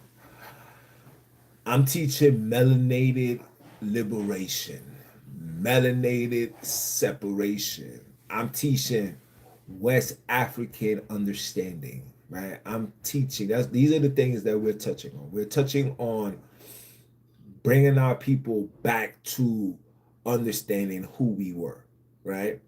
Now, everything that's pertaining from the Abrahamic religion comes from these people. I don't care what you say when it's pertaining. They stole it from us and they rewrote it. Those are your beliefs. Those are not facts, right? The only way you can show facts to anything of that nature is to provide actual documentation. So because we don't have the actual documentation, it only concludes that the story came from them, right? So the story came from them, and we more focused and have more understanding of their story other than melanated stories, that's where the issue is. So the goal is to bring people back to their melanated roots, right? That's so when you ask me what am I teaching, I'm teaching them to embrace their alkebular roots, to embrace their indigenous roots, to embrace their skin color, to embrace their understanding, their culture, their history, to not tie, Modimo or Ulamari, do not tie that to a story that was printed and written by these people. That story has nothing to do with us. You can't connect none of this back to our roots. You can't speak to people prior that can regurgitate the knowledge that our people had in the 1300s, 1400s. Okay? Okay? We want knowledge and wisdom from those that can trace our heritage thousands of years back, not information given unto us in the 1800s. Because when it comes to the Hebrew understanding, like I tell you guys this all the time, the Hebrew understanding is Freemasonry, is Masonic, is Luciferian, is satanic, it's a barbaric, it's a Viking, it's a genocidal book about melanated people. That's just what it is. It has nothing to do with us whatsoever. It's a European story. Let me say this again for you one more time, people. It's a story written by Europeans that was for Europeans to control non-Europeans. You can't prove that Hebrew is your culture, my brother. This is regurgitated information that's being passed down through slavery. That's another thing too. PTSD also goes hand in hand with religion. A lot of our beliefs and how we see things is passed down trauma, right? Because remember, religion was forced upon us. We forced to accept this. That's why we live our when it comes to our belief, we live our belief in fear. That's what came along with religion, because religion was forced upon the people. Okay? You can't trace Hebrew back to anything outside of what they provide. If the enemy provides you information about you, that means it's not about you. It's about whatever they want you to believe it's about you. And that's the issue. Okay? So while you speaking Hebrew and learning, trying to understand this ideology, teach the people African spirituality. Teach the people the things that the village did. Teach the people the food the village people ate. Not giving them the Jesus story, because the Jesus story does not work. Our true roots is you. If you're from Africa, listen, people, let me say this. If you're from Africa, you're from America, you're from Haiti, you're from Jamaica, doesn't matter where you're at. You are on the land of rich history. Your due diligence, your job as a human being is to learn that history. Your roots cannot come to you from those that gave you a new root. You cannot tell me I am a Hebrew, but the first time I know anything about Hebrew, or if I'm receiving or retrieving any information pertaining to Hebrew, I got to go to him. That right there lets you know that that's not your root. Is these Hebrew niggas that's on the corner, some of them never left their house, by the way, are telling you that they stole this from you. And when you ask them to prove it, they're unable to prove it. So if you're unable to prove something, where we come from, if it can't be proven, then it can't be real. This is what I said earlier when I said Jesus and Santa Claus are the same people. Jesus is for the adults, Santa Claus is for the children. Jesus is for the adults, Santa Claus is for the children. You guys are believing stories about individuals you can't prove exist. You cannot prove it exists.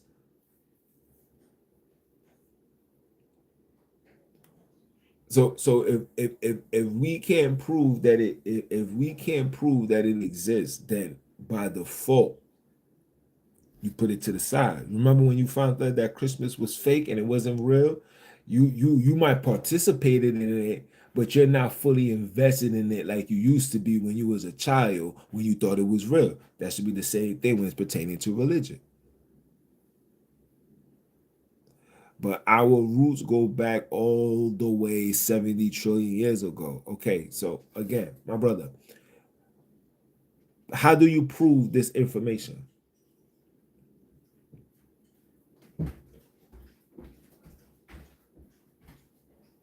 If it goes back 70 trillion years ago, you got to be able to prove this information. How do you prove that, sir?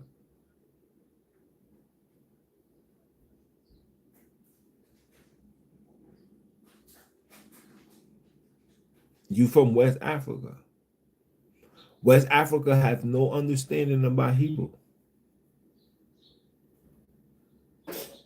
Hebrew came into your existence when you heard somebody say you was a Hebrew Israelite, or somebody told you that the story of the Bible took place in Africa. That's when you became a believer.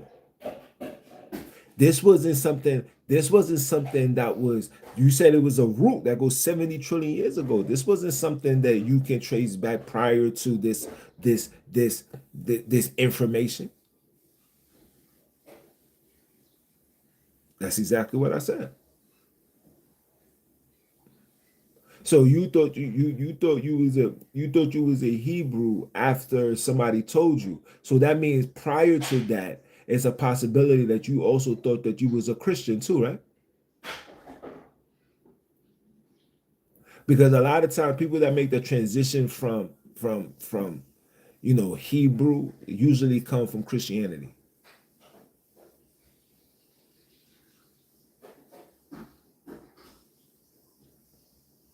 You don't know what he's talking about. No, listen. Everybody got a platform to speak their thoughts. Speak your thoughts.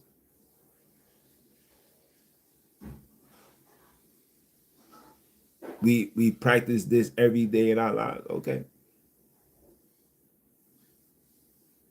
Okay. So you've been keeping the Sabbath and all of that from the very moment that you was born?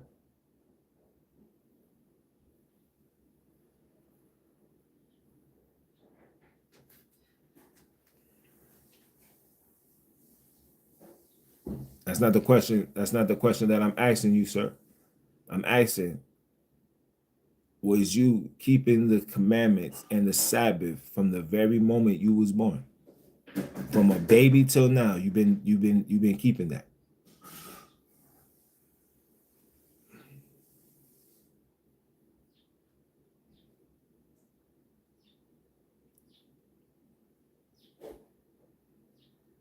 And you said it's in our African culture in the tribes. Okay. How far back of this history of your tribes can you go back? Can you go back as far as 1700? Can you go as far back to 1300?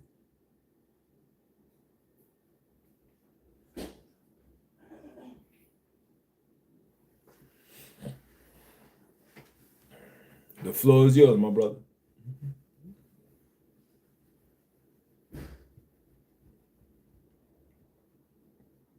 Can you take this ideology back 1300s? Can you take this ideology back before King Alfonso converted the Congolinians? Can you trace this culture that you're saying is ours? Can you trace it, that far back?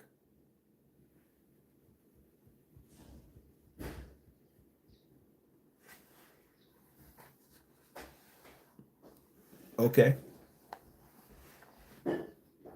You at work, you would love to. Okay. Let's have this conversation.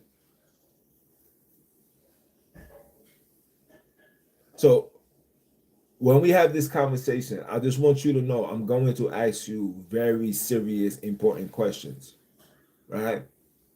One of the first questions that I want you to provide for me, I need you to tell me the wives, 10 wives out of the 500 wives Solomon had. You got to give me the name of 10 with the children.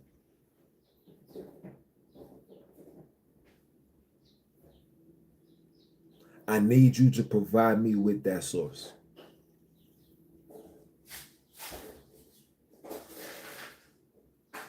And for those that's tuning in, the reason why I'm asking that question, right? The reason why I asked you that question is, if you're saying that this is something that we was doing way before anything, right? We've been doing this. So basically we've been doing this before the Europeans came into our space, invaded, etc. We was doing this. All right, cool. So if we was doing this, that means this rich history is information that should be passed down from generation to generation to generation to generation. So the question that I ask you, are you able to provide 10 names of Solomon's wives and his children? And what happened to them? If they are from our tribe, what happened to them? Who was anybody taken through slavery? Was anybody slaughtered? Like I want all that information. Okay. Okay. I'm gonna take your word for it. Provide me with all this information. I promise you, you guys will never see me talk down. I will uphold these beliefs.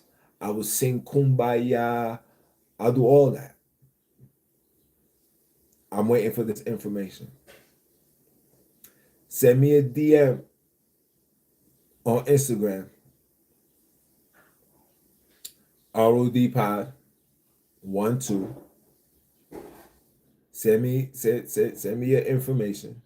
Be like, yo, this is West African Hebrew.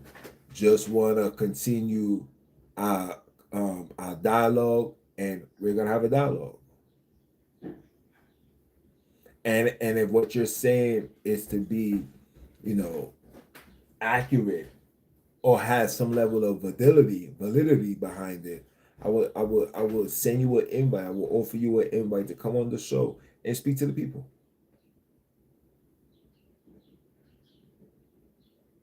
But you gotta be able to provide that information.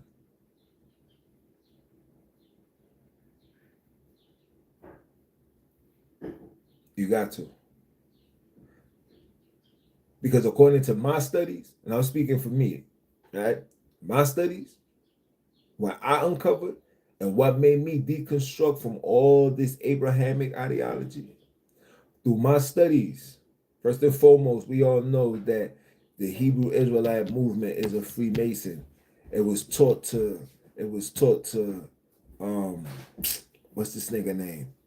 It was taught to Frank Cherry and William S. Crowdy. These are two individuals who thought that only that's where that comes from. Now, when it's pertaining to the understanding of Africa, right? Understanding of Africa, the Christian ideology did not come to Africa until 1492 by the Spaniards when they was trading with the Congolinians, and they introduced this ideology. So this was the first encounter of Christianity into African territory. Okay? Prior to that, I don't see any records of us doing absolutely no practice of any Abrahamic religion or belief throughout time. Okay? First and foremost. Now, the Freemasonry of the Hebrew Israelites, and how did the Hebrews make his way into Africa? There was a man named Albert Christian. Okay? You can go look into one of my old videos. No, you see how they messing with the lie. You see, like I tell you, every time I be bringing forth the facts, when you bring the wolf outside, I woo, a lot of things get nervous. But Albert Christian came into the shores of Africa in 1896. In 1896, he was the protege of William S. Crowdy. Remember, the man that created the Hebrew Israelites here in America. In Philadelphia, he was teaching this young man. This young man, Albert Christian, was given the keys to come into South Africa to teach this ideology, which also means prior to that belief, there was absolutely no understanding of keeping the commandments, feast days, etc., etc. There was none of that. Okay? When I looked through the old maps, there was no Mambri. There was none of these things that justify, that goes hand in hand with the Bible. All of these things came about after the 1900s. After 1896 to 1904, 1905, Albert Christian spent his entire time being in that space, re-educating brothers and sisters about this new profound revelation that black people are the descendants of the children of Israel. Which means prior to that, nobody knew nothing of this. When I speak to those that's from South Africa, they tell me that these religions, this Abrahamic religion, was brutally forced upon the people. So from 1896 to 2026, a lot of conversions took place, and it's still taking place. So when I hear the arguments that you guys have, I respect it. And the only reason why I respect it, because brothers and sisters are refusing to accept being seen and known and remembered as a mother effing slave. Everybody's in pursuit of trying to find out who they are. So I respect that. But what I don't understand is, how do we say that this ideology is ours when we are unable to trace anything back to the times of these arrivals? You can't trace Christianity back in the 1200s. You can't trace Hebrewism, Bantuism, anything in the 1200s. If I start something from 1896 to 2026, that's a long time to reconfigure the minds of the people. This is what you guys are not understanding. Your mind has been reconfigured into the philosophy. And after he left, right? After Christian left and set up the ministries and all that, there was a huge migration in 1906 where a whole bunch of three lettermen was making their way into your space. So explain that. Explain the areas in West Africa. I forgot what it's called. There's a place in West Africa where there's no Europeans that are in there. Like if a European goes there, they're unalive. Nobody. And the practices that they do has nothing to do. They don't bring nothing back to the Biblos. And if we are the descendants and the remnants and the children, then even if they're not practicing it, they would still have an understanding about it. They would still be like, yeah, etc., etc. Nobody has that.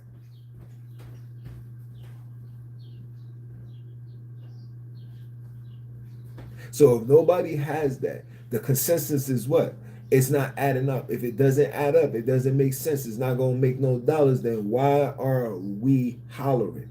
There's no reason for you to holler. It's none. Everything should be able to be traced back. I had a brother tell me to my face, he said, yeah, man, we got the Ark of the Covenant. And then not only did he say he got the Ark of the Covenant, he also said that they still got the preserved body of Moses. And that the people was willing to give them billions of dollars for this body, but they rejected it.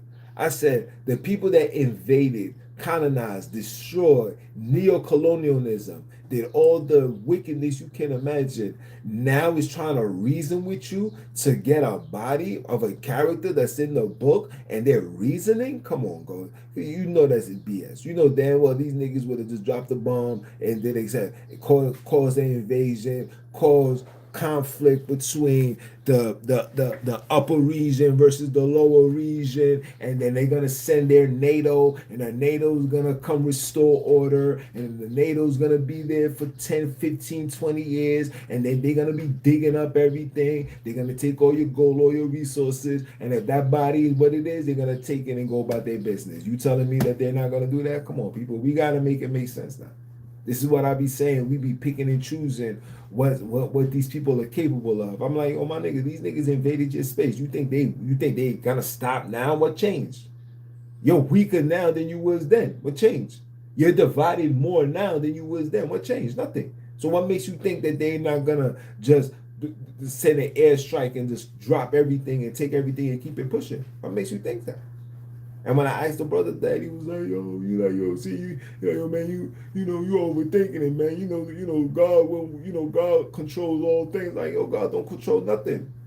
The God that's in their story that they gave you don't control nothing. Every time I read the story, he looks like he's getting the short end of the stick. Listen, I'll tell you guys this, and some of you guys are gonna get upset, but you gotta know the truth. Listen, every single person in that book did not have absolutely no respect for this God.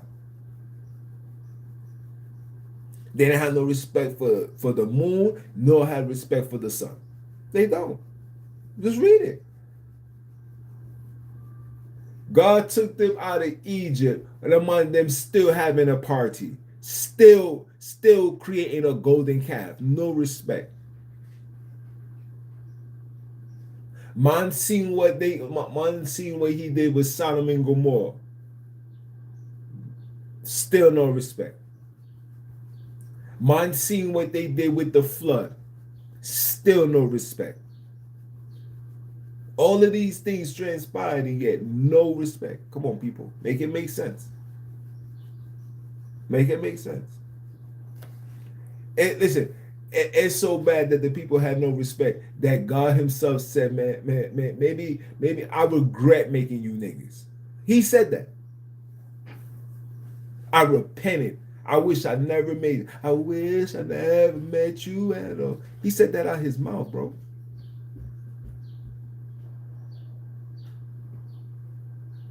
So this all-knowing, all-seeing, all-powerful, his powers never seems to show up when it's really meant to show up. His powers only show up when he's trying to prove a point. Why when God talks to you out of this book? How come when he talks to you as a slave and not as a father talking to a child? Huh? I know. I'm gonna give you the floor. I'm gonna allow you to say what you need to say. I'm all for it. Because I've been there. I walked down that block. And nobody's able to give me an answer other than to have faith, belief, and pray. So that's all I hear.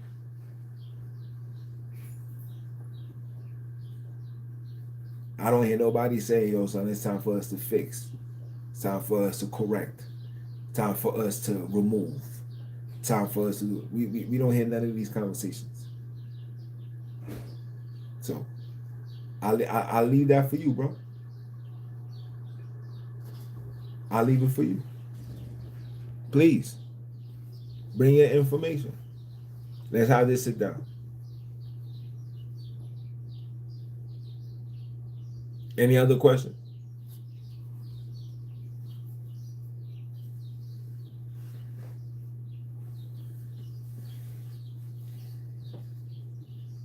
No other questions? And for the ones that ask me what happened to December conversation, am I still doing that? No. December conversation has been excluded. It's no longer being run by me. We have the verdict. The verdict is where we put things on trial. And we're going to go back to putting the Bible on trial. We're going to go back to putting the Quran on trial. We're going to go back to putting Islam on trial, Christianity on trial, Islam, Hebrew Israelism on trial. We're going to put all that shit on trial. Because enough is enough. I'm tired. And I know you are too.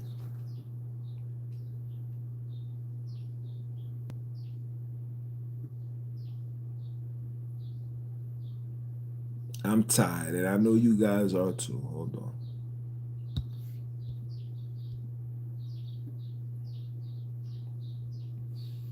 But yeah. All right, y'all. I'm out of here. All right.